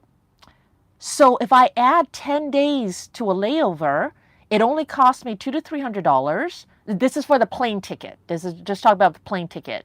It was already going to be, God, how much was it? I don't know. It was already going to be like this huge chunk of money for the plane ticket to get to Africa, but just add another couple hundred, $200 to $300, and then I can add a 10-day layover in London. So what I did was I flew into London. I spent 5 days in London. Then I took the train from London to Paris. I spent 5 days in Paris. I came back to London, hopped back on my next plane, and then continued on to Africa. And then from Africa, then I came home to California. But yeah, that I did that all alone, and I had a blast. So yeah, I like adventures. Let's see, what should I talk about? Let's see. E. Simon says an EUC made for two would be tricky to ride. Brave Dave says maybe Duff. Okay, here's the thing. Duff lives in Florida, and I live in California. And I am extremely needy and clingy and lovey, and like if I had my person, I would need to be with my person like all the time, like loving on them like all the time. Okay, there is no way in hell I can be dating someone in Florida, and he's the same way, I think. So like, it's like long distance relationship, absolutely not going to work. I am not leaving California. I love my mountains and my beaches, and I love this whole thing. And there's other reasons why I can't leave California. And Duff is not going to leave Florida. And so it is a complete, like logically speaking, impossibility. But is Duff a great guy? And would any girl be lucky to have him? Absolutely. And I wish he would find someone wonderful, just wonderful, because he deserves all the best. Let's see. Humble's laughing that I'm a strange person. Chris says, pre-qualifications for dating Dawn. Have to be able to ride faster than 60 miles an hour. I know, right? So when I used to race motorcycles, and I was in the motorcycle world, right? There's a lot of guys in there too, and I didn't date any of them. I was a loner and stuff like that. And one of the things I'd like to say catch me, you can talk to me. and and now I can pretty much say that with EUCs too. It's like, if you can catch me, then you can talk to me, which unfortunately would take Duff out of the running. I am so mean to Duff, but he knows I'm saying it with love. Oh, let's see.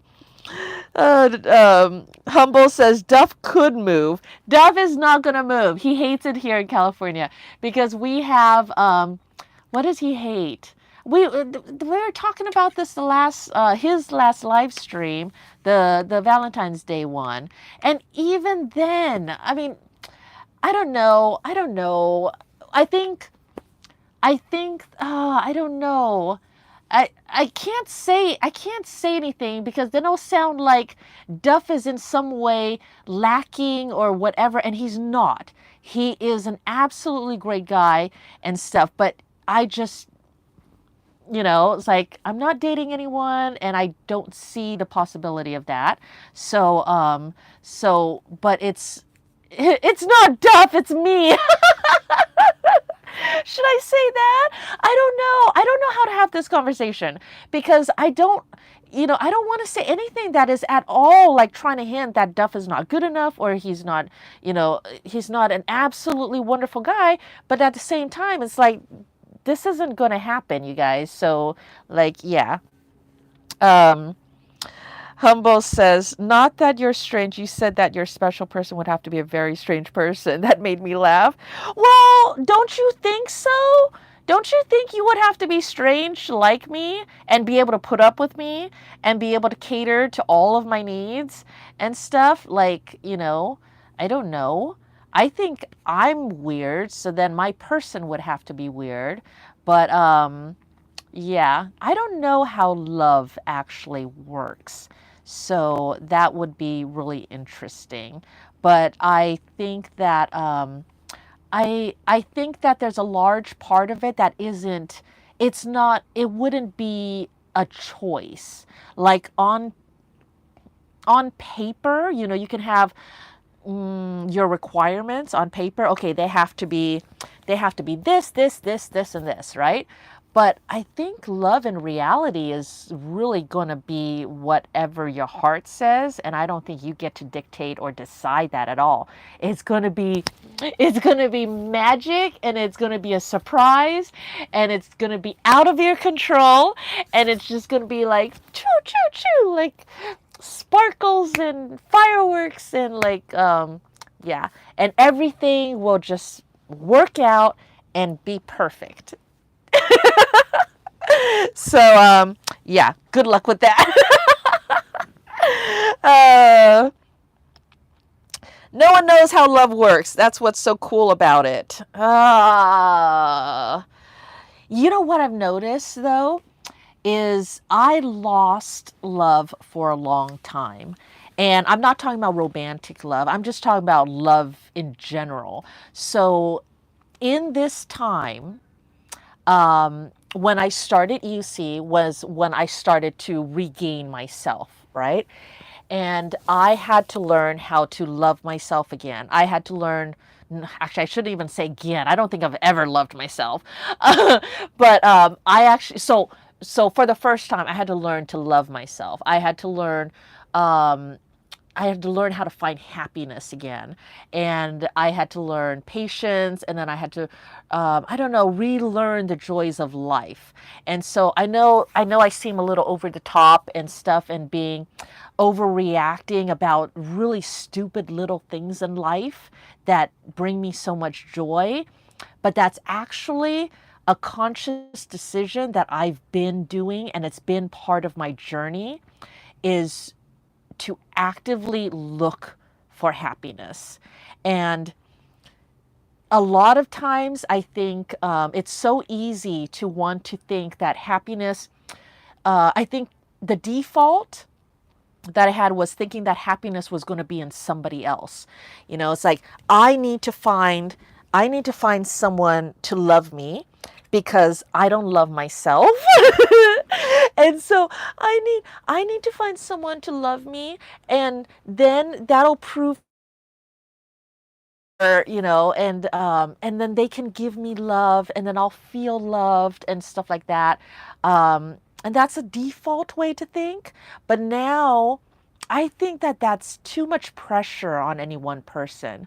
So now I'm thinking I need to learn how to love myself. And I need to learn how to find happiness in myself and my own life. And then I can find someone that wants to join me in this happy world that I've created, and then we can share the happiness, and we can share the love, and then we can help each other find the love and the happiness in this world. Um, Let me see what's going on here. Okay, so I think that's the way it goes now. I'm not going to just put it on one person to make me happy or make me feel loved.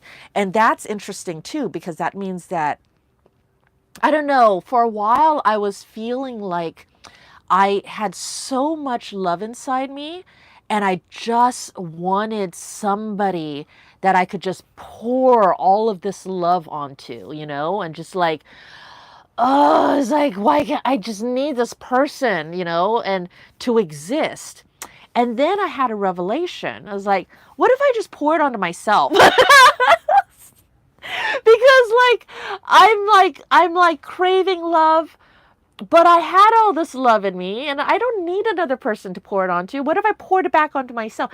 And I tried it, and for a few minutes, it worked. Like I could feel this love, but it's just in me. So yeah, it'd be great to like have another person to pour it onto, but now that is not so much as my primary concern, because I don't know, it's dangerous trusting other people with your heart, and then they break it and then it hurts, and that's horrible. So it's a lot safer if you just like recycle the lemon.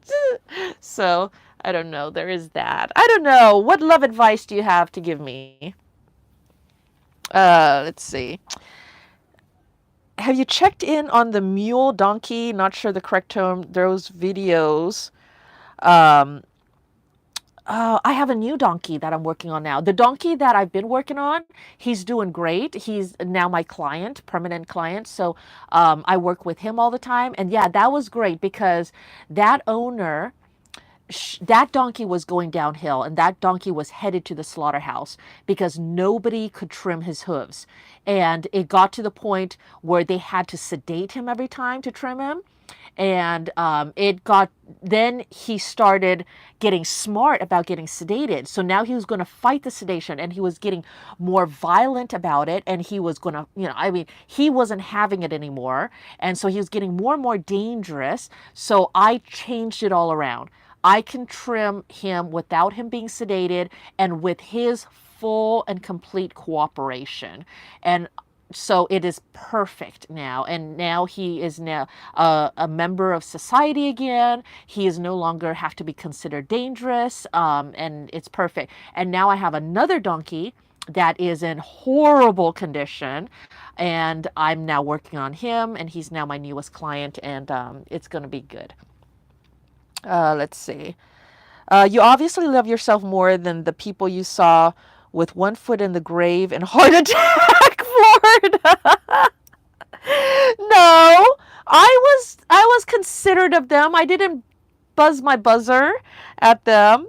How the people looked. They were about to have a heart attack in Florida. There was just a lot of older people there, and it's like I don't think they're used to it. And it was a very peaceful, like a little park that we were in. So I wasn't going to buzz my buzzer at them. You buzz your buzzer when you're on the bike trails with a lot of like angry, nasty people, and they want to fight, and then you buzz the buzzer at them. It's like this was such a peaceful, like nice place that yeah, it wasn't the right environment.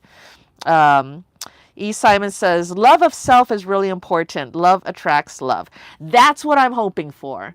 It's like, okay, just focus on self-love, focus on making myself better.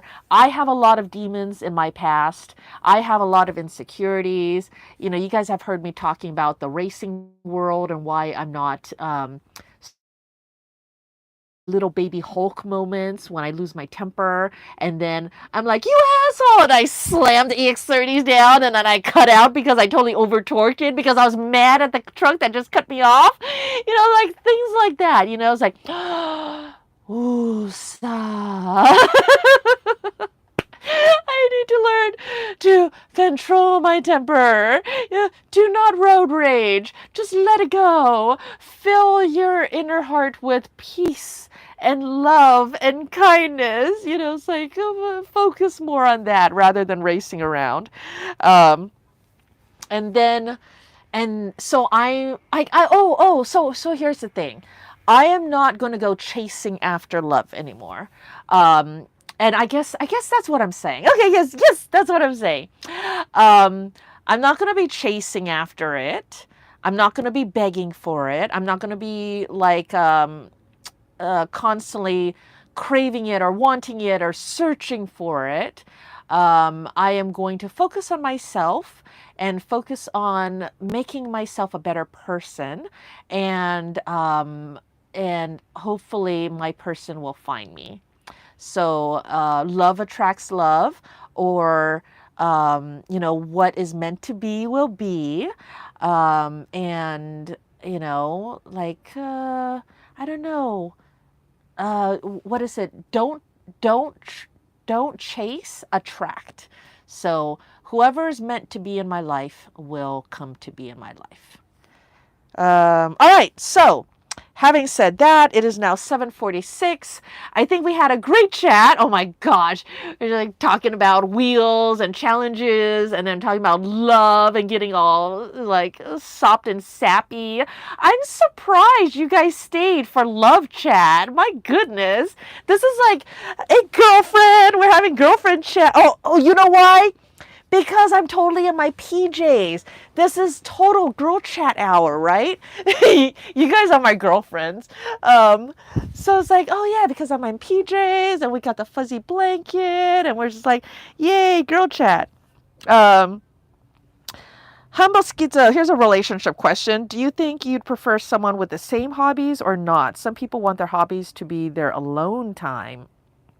So because I am such a loner all my life, alone time is a big deal for me.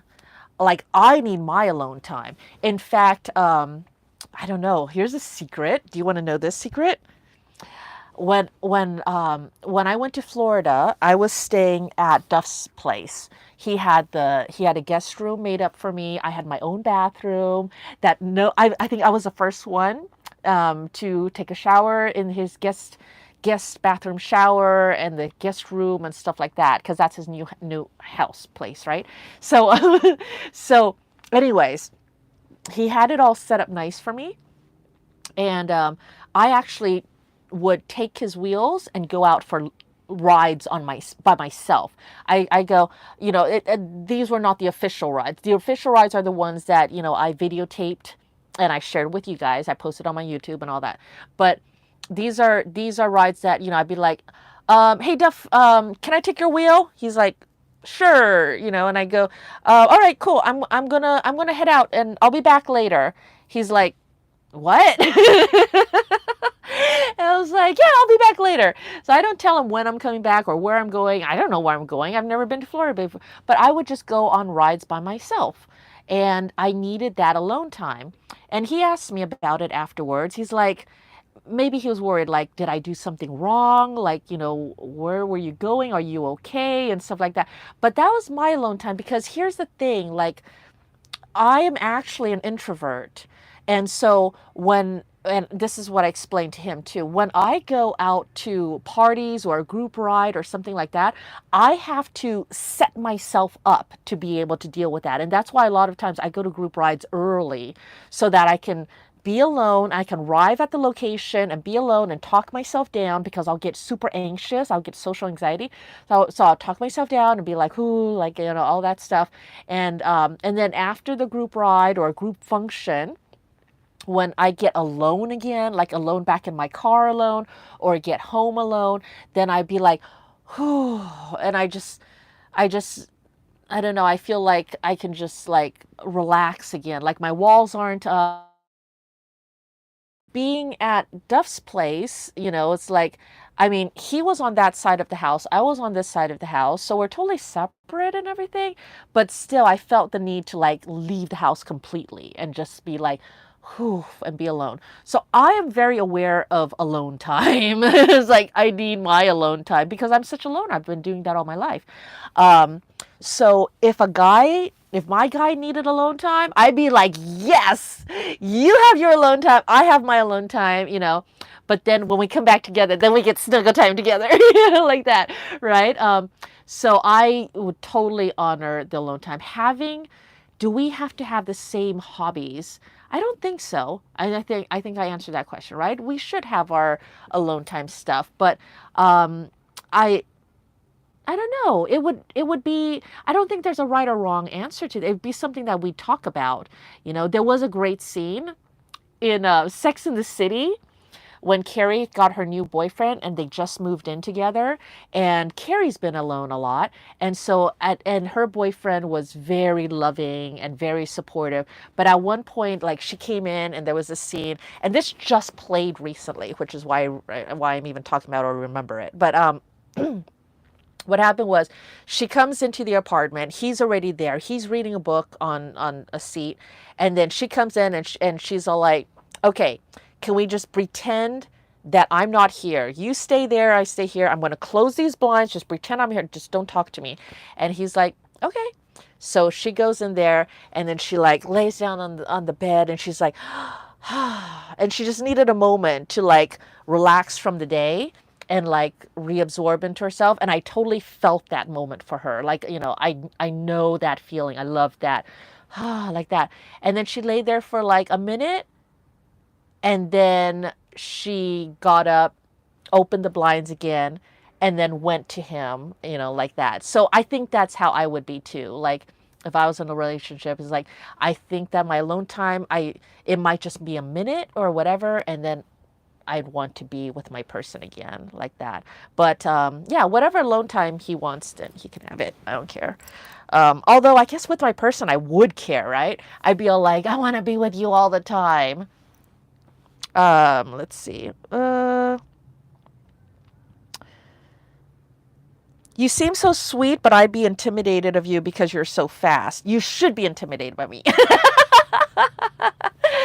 I I am all of the extremes. So you saw the video where I got Chris Chaput's M103 back for him from the thief. Like, I am sweet and loving and defensive of all of my friends and my family, but I have no fears on confronting a thief and telling him to give my friend back his wheel. The guy stole Chris's wheel. So yeah. If you're a bad guy, then you should definitely be intimidated by me. But if you're a friend, there's no need to be intimidated by that. Speed, anyone can do it. Let's see. What else? My girlfriend isn't allowed to be faster than me. Oh my gosh. Okay, so there you go. There are a lot of guys that feel that way. They wouldn't want me because I am so independent and I have a mind of my own, and I'm certainly not ever going to be locked up and controlled again. So I got tricked into that, and oh God, that was bad. So that will never, ever, ever happen to me again. And then there are guys that, it's like, yeah, do you want a girl that can do everything better than you? Not that I can do everything better than. What's funny is that I am capable and independent, but because I had to be. What I actually truly crave is for my one person, my man, my person that can take care of me and stuff. And because I don't want to be strong, I want someone to take care of me and stuff. So, but it would have to be a pretty strong guy to be able to do that too, right? E. Simon says, solitude is important. I like riding with the group, but riding alone is my favorite thing. Yeah, I love riding alone. I love riding alone with my music. You guys know that music is my big thing. Music and alone and stuff. I am all of the extremes. Like seriously, I have a serious temper, but then I'm also serious loving. You know, it's like I love my alone time, but I also crave snuggles and lovins and, you know, physical touch all the time and all that stuff. So it's like I am just all of the extremes, um, which I think would be difficult. Let's see. Rice Man says, I'm a happy hermit, introvert, and have been single for many, many years. I just have a really good time with me, myself, and I. Yeah, I think I'm headed that way too. Humble says, Zweem, allowed is crazy in these days. Medium Dog, best live I've been in a while. Wilson says, you're a sci-fi enthusiast? Tell me more. Sci-fi. Okay. Not so much sci-fi as in Star Trek and Star Wars. I'm more fantasy. Game of Thrones, Lord of the Rings, um, I don't know, magic and uh, magic and adventure and magical animals, things like that. Not so much robots and aliens and spaceships. Those are not so cuddly and fun like that. Let's see. All right. So now I go? Everyone's all done talking. I don't know. I'm sharing so much personal stuff right now. Let's just leave it at I'm single and I'm happy being single. And when my person finds me, then they will find me, and it will be a big to do because you guys will know when my person finds me, because then I will all of a sudden be doing like all these live streams and stuff with my person all the time, right? I will want to be with my person all the time. Um, you know what's funny about, oh, what was I going to say? Oh my gosh, I had a thought and then I lost it. I am so ADD and squirrel. Let's see. Um, who's your movie, series, animation husband? We like personal life Dawn show. Okay, really? um, who's your movie, series, animation husband? Huh. I don't really have. Okay, you want to know something funny? So, I like characters. I don't like actors. So I have that really big distinction. You know how some people they're like, oh my gosh, I love Tom Cruise because they're in this and this and this, right? And then they love the actor, right? Like I'm like, oh, but I don't know who the actor is, but I know the character. So I fall in love with characters, right? But that definitely doesn't mean that I'm in love with the actors, like, you know. Um, so, okay, Deadpool. Um, Deadpool, I love him because he's so capable and he's so funny and and his love for his girlfriend was so complete. Like he just wanted to be with her like all the time, and I love that.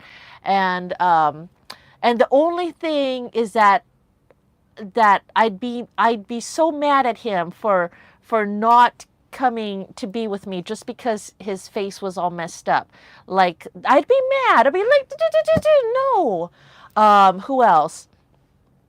I really liked Outlander. There was a TV series Outlander on Stars called Outlander, and the first season of Outlander, Jamie.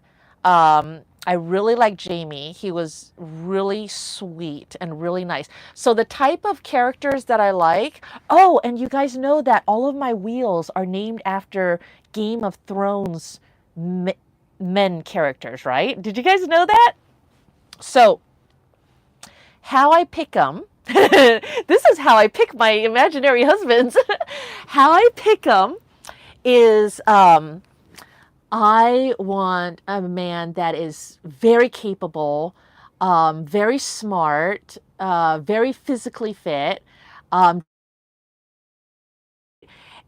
but also so loving and provider and takes care of.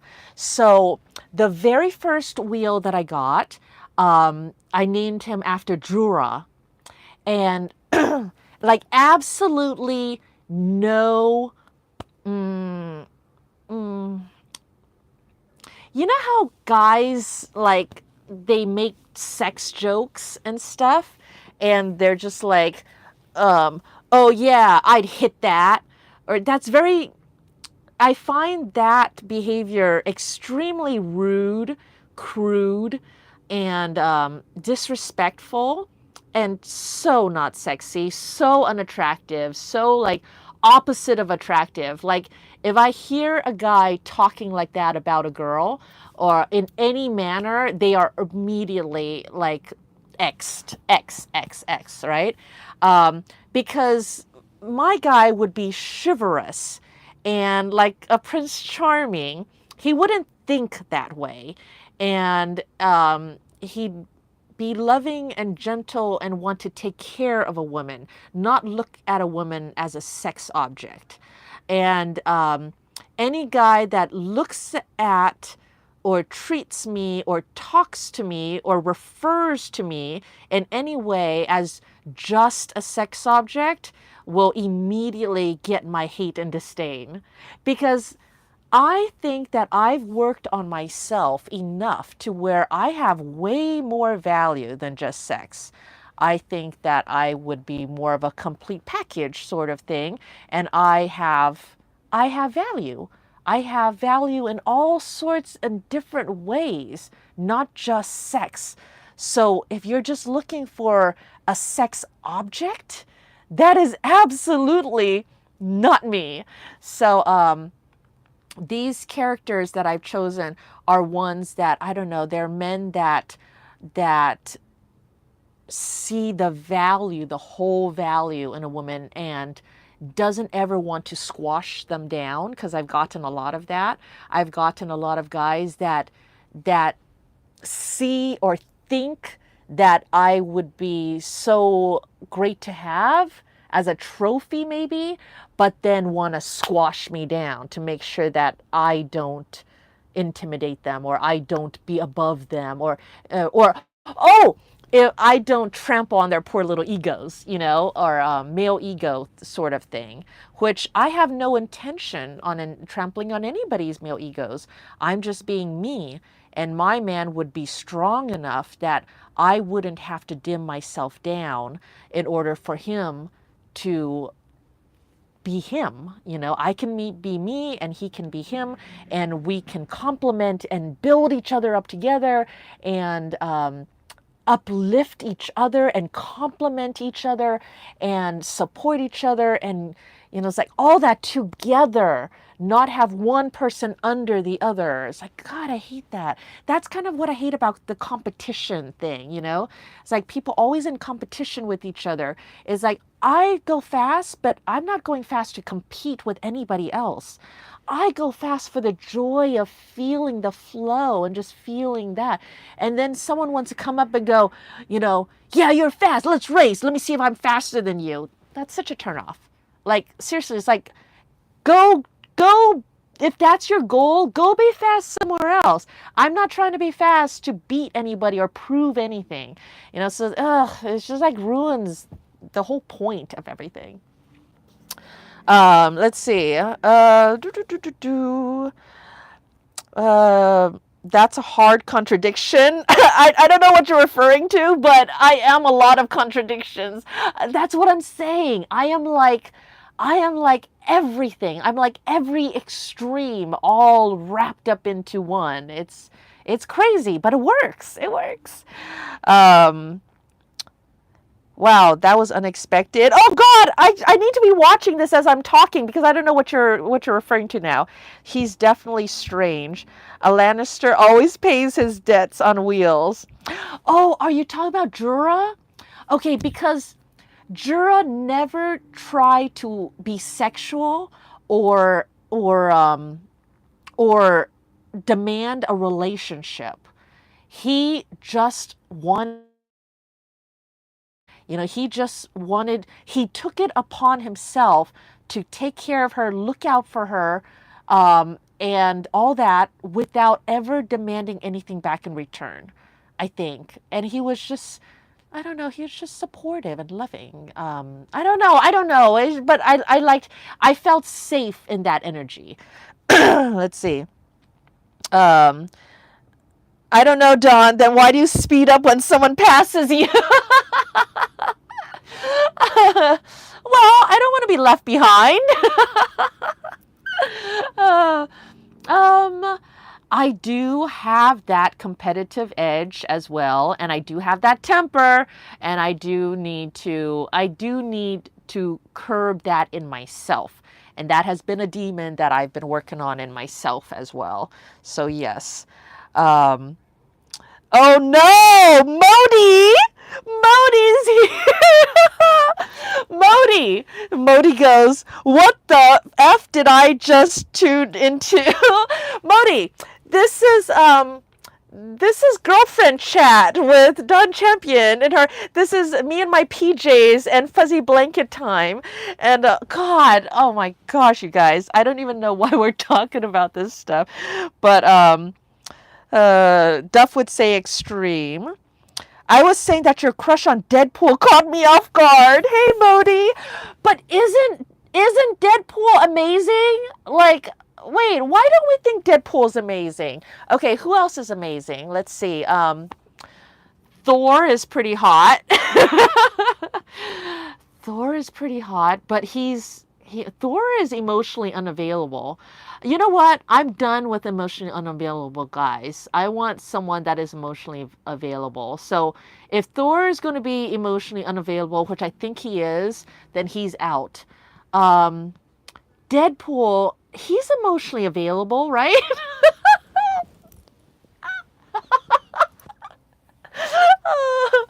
Oh my gosh. Let's see.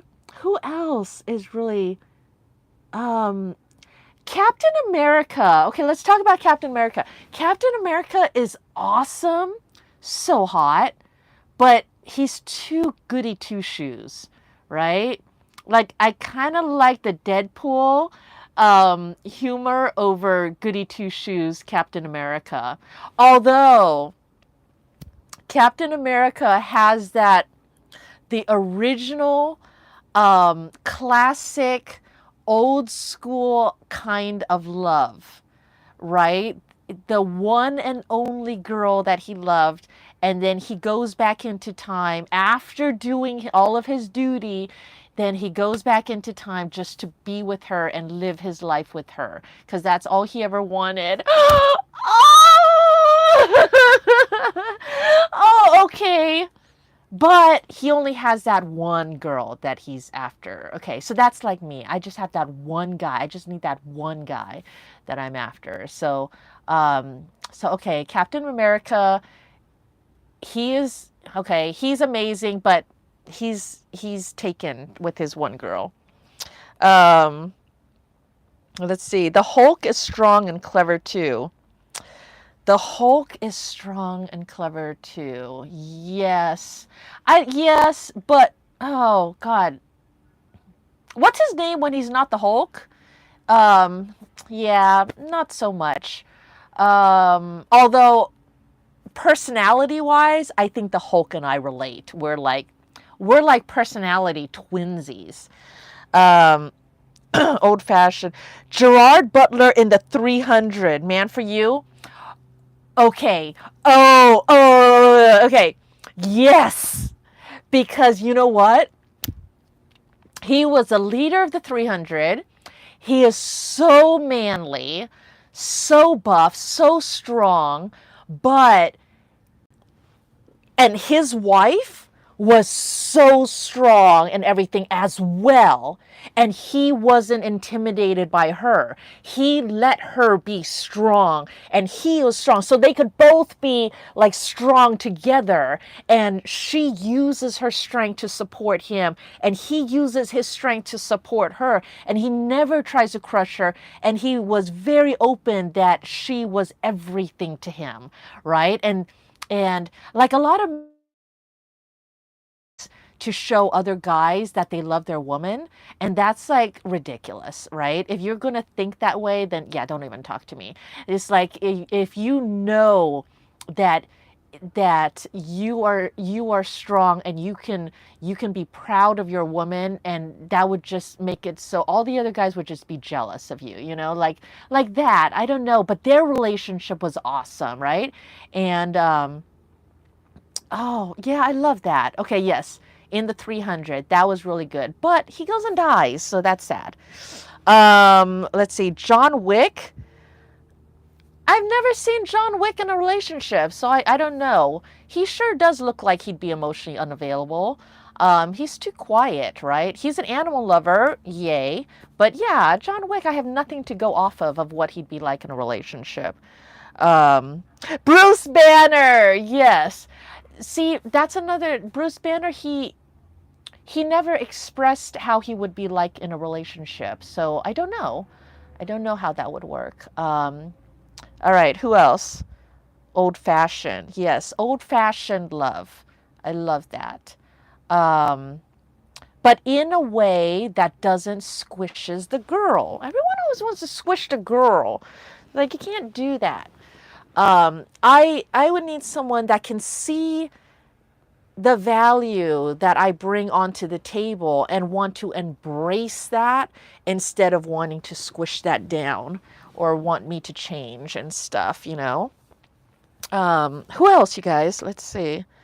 Um, I don't think I have a lot of fantasy boyfriends or fantasy um, husbands because it's fantasy, right? I do know that I don't expect perfection. And oh, here's something that I do. Okay? I'm like, I would show you all of my faults, like right up front. Like, I'd be super crazy and super everything to try and scare you away. And that's why, like, I have no problems telling people my faults and how stupid I am and how ADD I am, and, you know, like all my faults. Like, you guys know all my faults. Like, other people try to hide their faults. No, no, no, no, me. I want to tell you all my faults. Because if you're going to be scared away, get scared away now. Hurry up and get scared away so that, like, I don't waste my time. uh, but, oh wait, why am I even talking about that? I don't even know. Well, let's see. What are you guys saying anything? Okay, I think we're done talking about that. Um, but yeah, I'm not expecting perfection because I'm not perfect, but I would just expect that we would agree that we would help each other get better, right?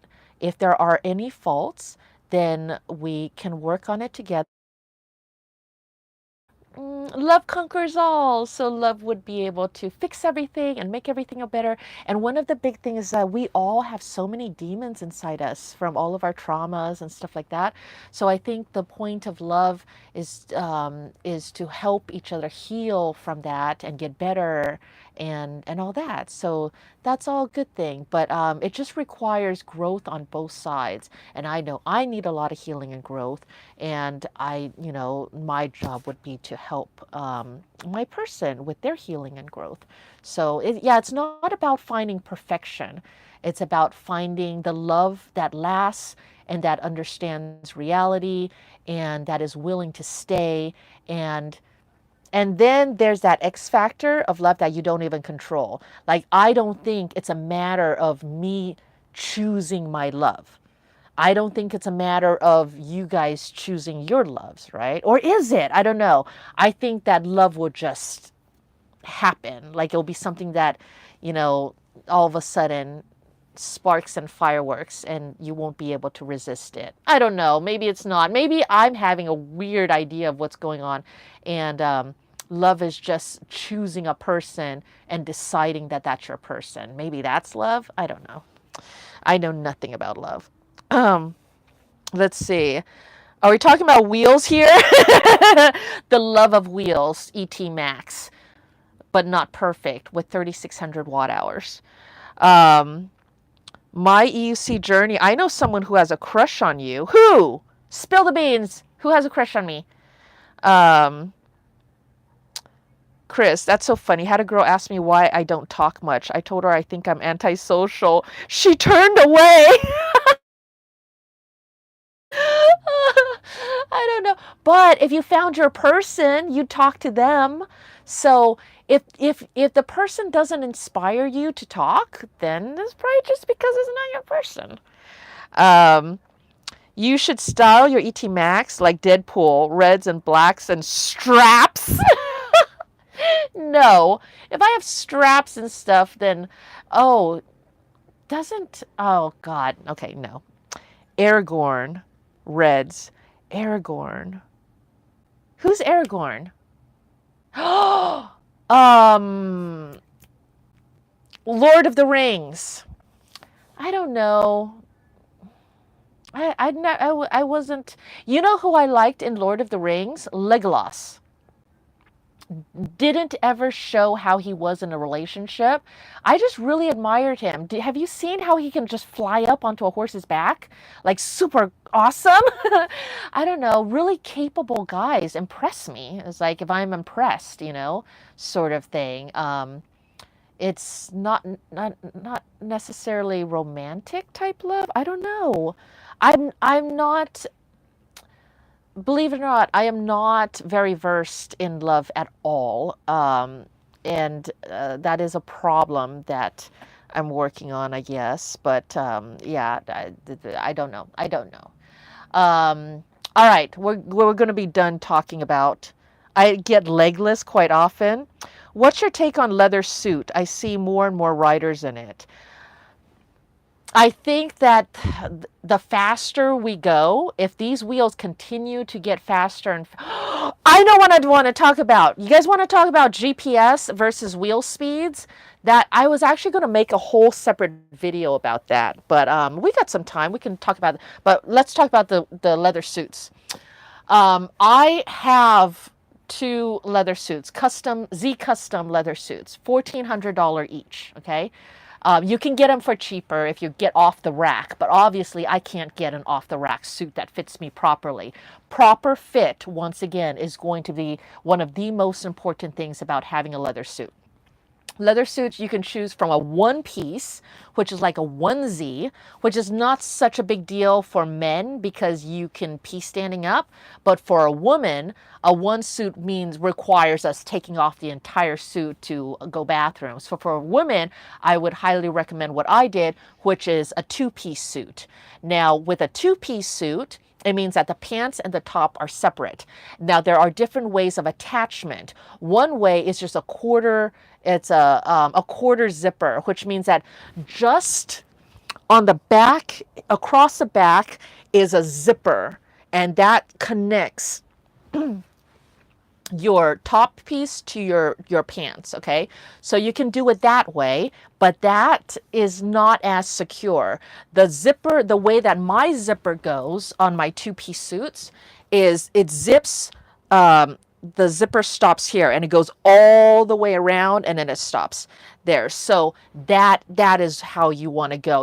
And it's a heavy duty thick metal zipper. It goes all the way around. That is so secure and it's convenient as well. So with the speeds going into 60 miles an hour, when they start going into 60 miles an hour, I think full piece leather suits would be good because you're 60 miles an hour sliding across asphalt at 60 miles an hour. You're going to be sliding at distances that is going to exceed the capability of the gear that we're wearing now. Okay. So the only thing that can withstand that kind of slide is leather suits. Now you don't, I don't know. I think my Kevlar pants might be able to stand up to that. And a good Kevlar jacket could be able to withstand 60 miles an hour, maybe not too much more. So that is an option as well. But if you want the best protection, full leather suits is it. I think that it is really uncomfortable to be wearing that on a group ride. If you're going to be solo and you want, you can get in and out quickly because, then you can choose between or not. Perforated leather means that it's, perforated with all these holes so you have more wind flow so it's not so hot. If it's not perforated, which none of my suits are ever perforated, having it be perforated does take away from, some of its protection. It can tear more because there's a bunch of holes in the leather, right? But that's not anything that you'd have to worry about at 60, 70 miles an hour, or, you'd have to worry about that at over 100 miles an hour sort of thing. So the option to have a cooler is to get perforated leather, and that would be perfectly, leather suits would still be kind of overkill for EUCs. But they do help with, in all aspects of safety, the safest option. So yeah, if you want to go there and you want to be going those speeds, leather suits is good. Too hot in the summer, yes. And will I want to wear my leather suits? I've tried it. It wouldn't be mine. My leather suits are actually race style. So mine is actually curved to fit when I am curved on a motorcycle this way.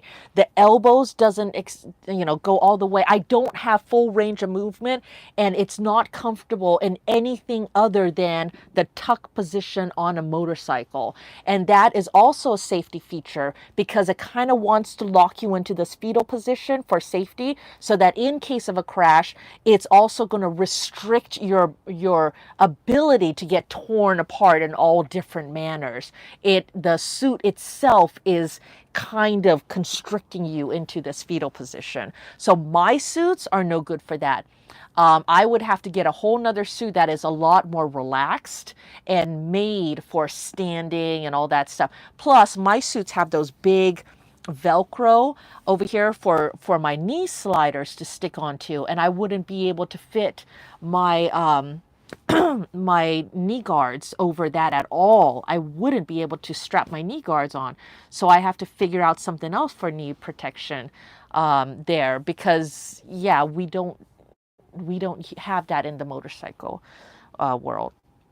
Let's see. Has anyone ever used a liquid cooling system to ride in leathers in hot weather? I know people have used those cooling vests that uses the gel and stuff, but that gel gets slimy, and the water, so it's a gel that soaks up water, and then when it evaporates, then it cools. But the water that drips off of the gel contains some of the gel with it, and it's slimy and it's gross. They might have better systems out there now, but I don't know. The ones that I tried was gross. Doesn't most of the usual riders here in LA crush? I don't know. My motorbike jacket has that black zipper. I couldn't handle leather pants though, too hot here. Yeah, that's the thing about leather, is it's going to be hot. It's going to be, and restrictive is how they make it. But let's see.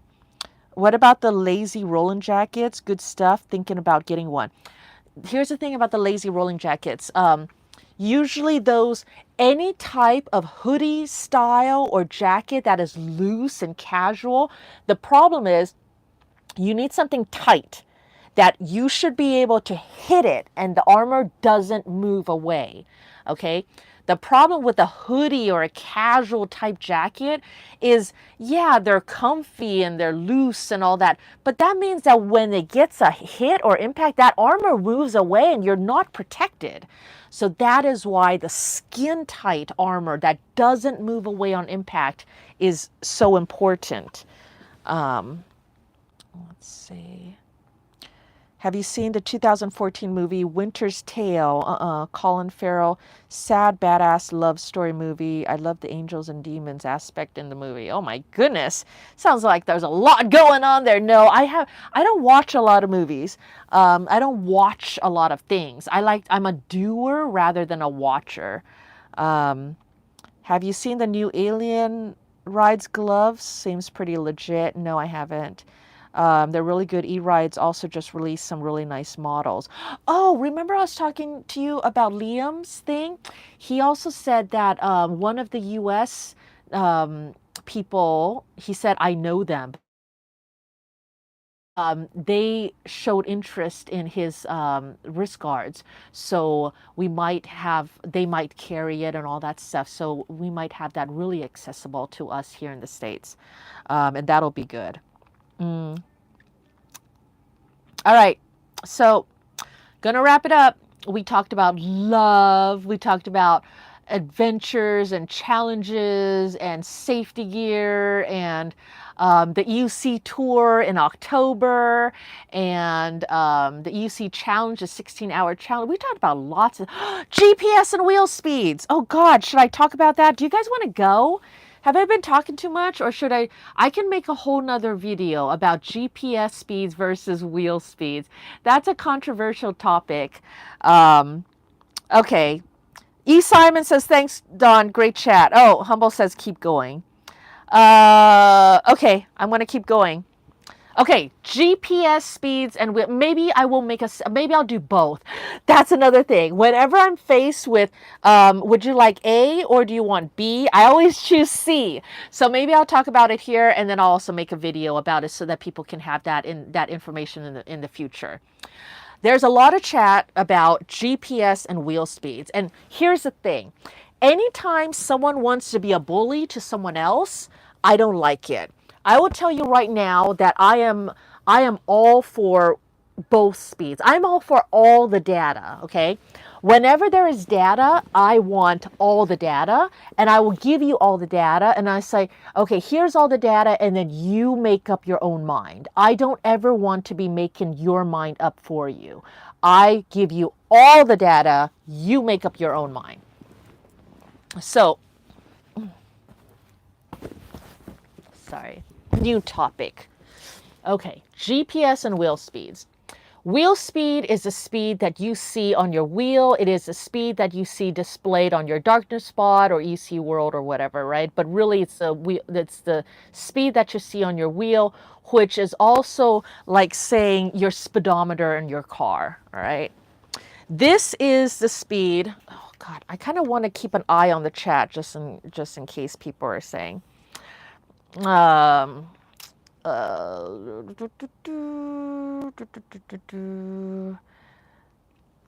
Okay.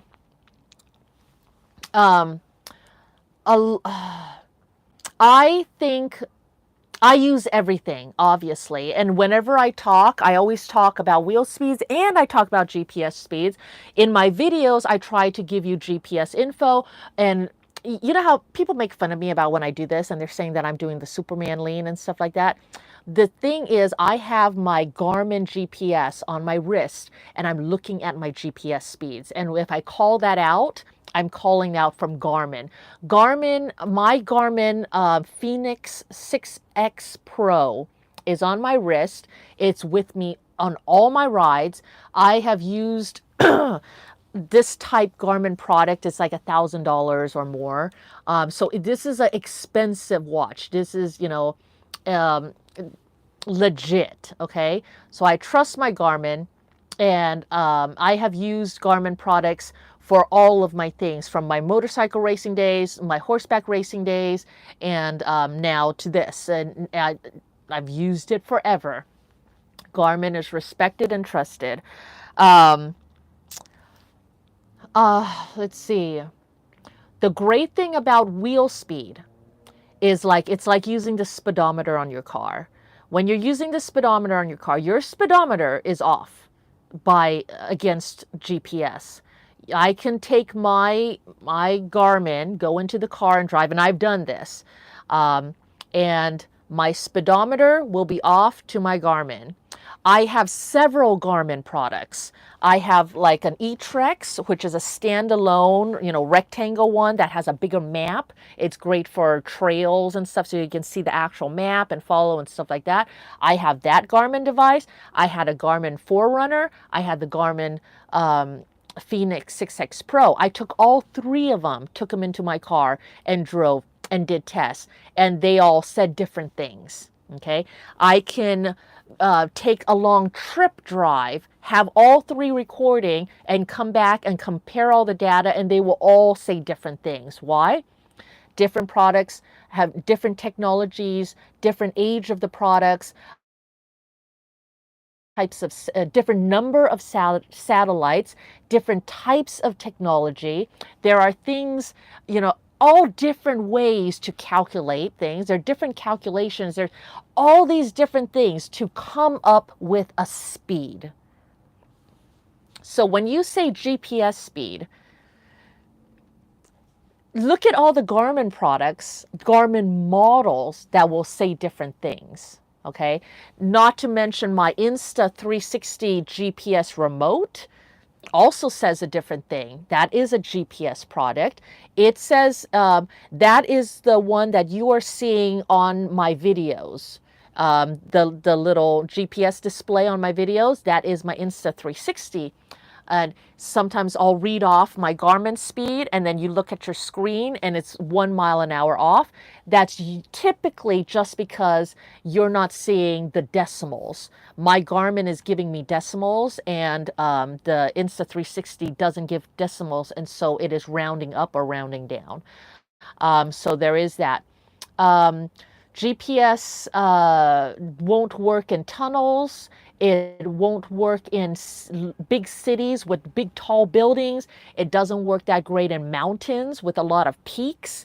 The signal can get bounced around. Sometimes it can measure from one peak to the other, giving a false reading for distance. Signals bouncing off the buildings throw it off. Tunnels obviously throw it off. All these things can throw off GPS. Wheel speed is great because it is something that everybody has access to. The other downside of GPS is a lot of these GPS devices, these are devices that you have to go out and purchase on your own, separate, right? Garmin is going to be several hundred to thousands of dollars. The Insta360 GPS remote, it was a few $100s.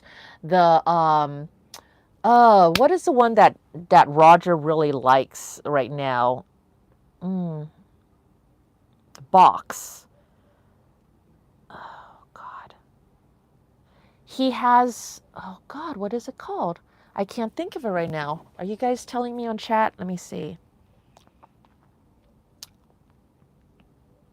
Road box? No, something that ends with box, and it's a GPS device, and it's for racing, and it was for lap times and stuff. I compared that with my Garmin GPS, and it was pretty much identical. So those two, I would say, are really great GPS devices, but that is $250 to $350.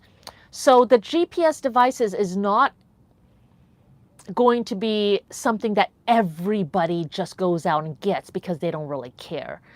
Wheel speed is great because everybody already has it. Wheel speed is actually closer to the speeds that we are all trained in our brains and bodies to feel because of our cars. All of our cars are about 10% off of GPS speeds. It all depends. It all depends to the type of vehicle that you're driving, the age of the vehicle that you are driving, and stuff like that. Speedometers in general are about 10% off of GPS speed. And there are many, many different reasons for why this is. So go ahead and do your own research and figure it out. Then, you know those big signs that are lit up that tell you your speed when you're driving, and they're telling you to slow down, and they flash at you. They're like, the speed limit's 35 and you're going 48. Slow down, slow down. And if you look at that speed, a lot of time that speed matches your speedometer speed, right? It's not using GPS speed. It's using your wheel speed or your speedometer speed. So a lot of the wheels, race box, thank you. Yes, the race box, that's it. So race box is really good GPS, and that matches with my Garmin Fenix Pro.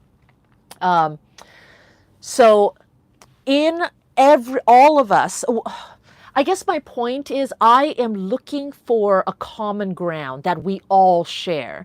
And because we all drive cars and we all kind of know the feel of the car, and we see that speedometer sign on the side of the road that says you're going 35 miles an hour, you're going 55 miles an hour, right? So we all know the feel of the speed of our speedometers in our cars. We share that common knowledge, and that is very similar to the wheel speed on your wheel. Okay?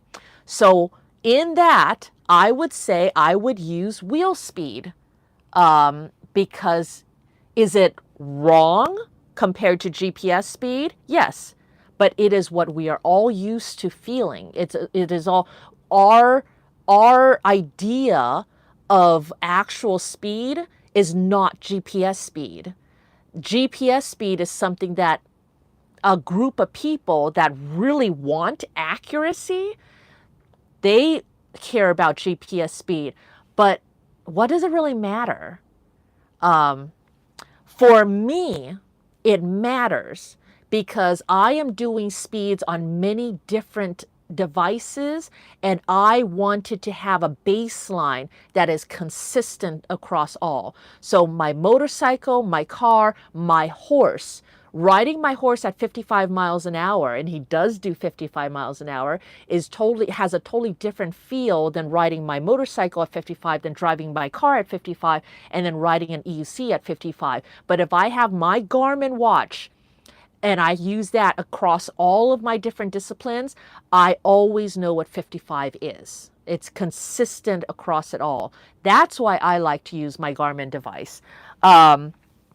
Then I found out that different wheels, just like different cars, I believe there are certain makes of cars that puts a higher priority on making sure that their speedometers are more accurate and they're closer to GPS speeds. Tesla comes to mind.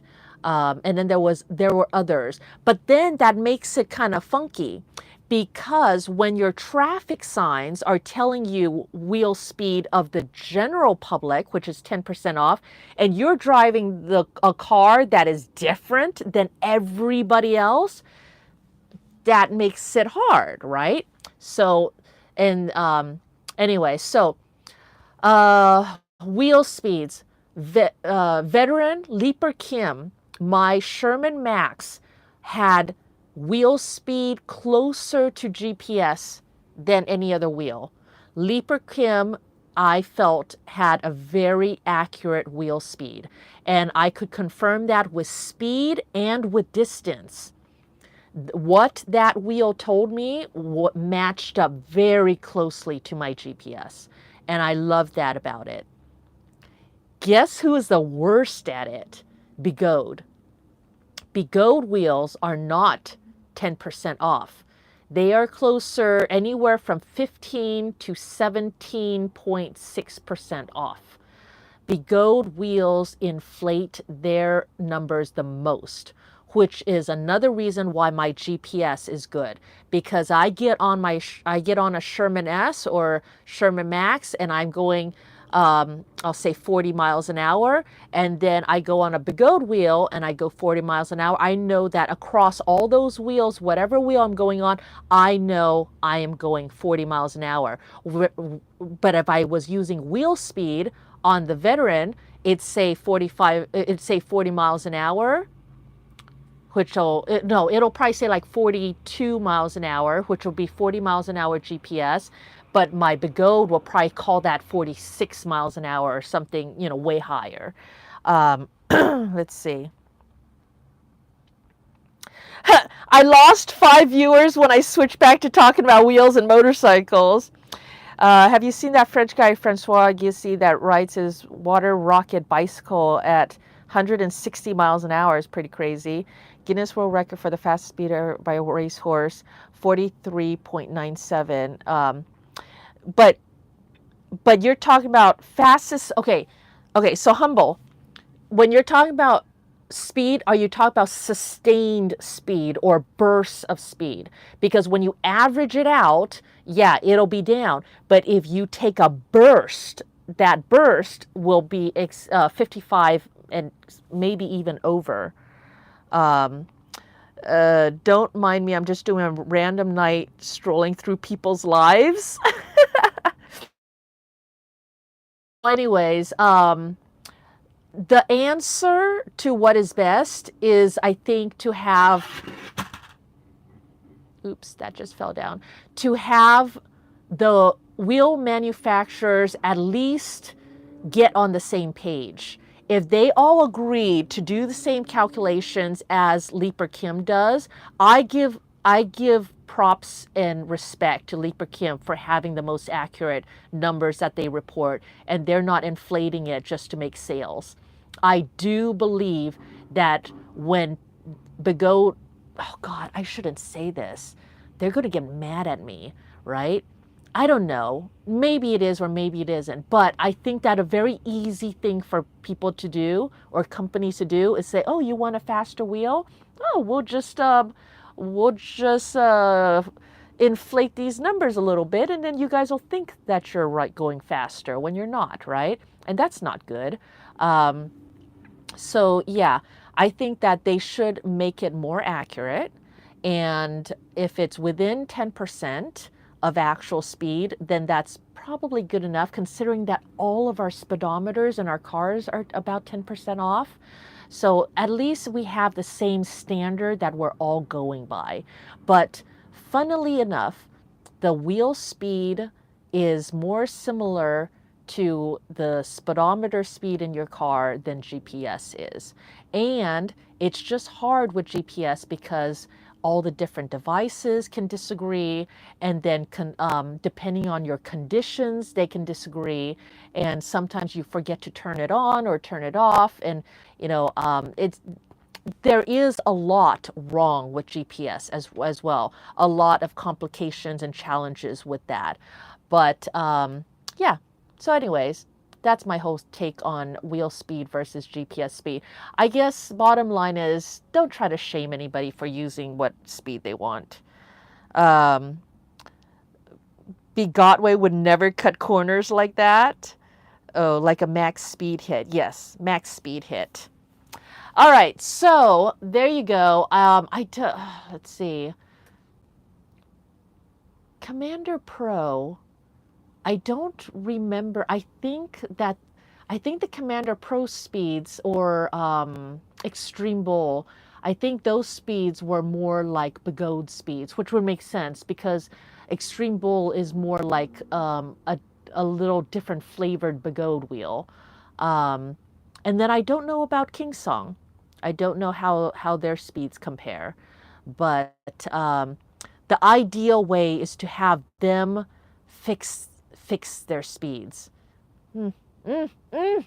Okay, are we done now? Actually, now that I talk about it, now that I've said it, I don't even know if this requires to have a whole video about it. I mean, this is all common sense, right? Um, oh, all right. I'm done talking. Let's see. How long have I talked for now? Almost not. God, almost 3 hours. What am I talking about? Started at 6. Thank you everyone for joining today. I hope this was fun. And I appreciate your guys' support. Oh, Duff says I need to do an outro. I'm so bad at that. Did I even do an intro? I don't think I even did an intro. Um, halfway mark. My grandma fell down the stairs. Thank you. Thank you all for joining. Thank you all for your support. Please like, comment, subscribe, and hit the notification bell. Ding! um, um, I'm at 5,800 subscribers. Let's get to this 6,000 because 6 is an even number and that is much better. And I would like that. I vote Duff works remotely from Cali. Stop trying to say that Duff and I are together because we're not. And I don't know. That'll make people feel bad. I don't know. What if he had a girl he was trying to hook up with that he's trying to meet at that bar, and he's trying to like be able to catch her and stuff like that. So you'll make his potential prospects get scared away if you talk about him and me being together. Derek says hi. Hi. Lorvie physics and math, if you put lower pressure in your tire, you're half-inch lower than and your wheel counts the number of turns. Enjoy the rest of the day. Bye, Modi. Bye, E. Simon. Chris. Bye, Lorvi. Humble. Still on for tomorrow. I'll be working there. No live stream tomorrow. I'll do something else. I did all the live streaming today. Indominus Rex, you wake up in a giant cell as a raptor. What's happening here? I don't even know. All right. Thank you, everyone, for your support and your time. Had a great time talking with you all, and I'll catch you guys next time. Bye-bye. Okay, I got to push buttons. Bye-bye. Bye-bye. I know it takes me forever to say goodbye. I don't know which button to push. Oh, God. Oh, this. Bye.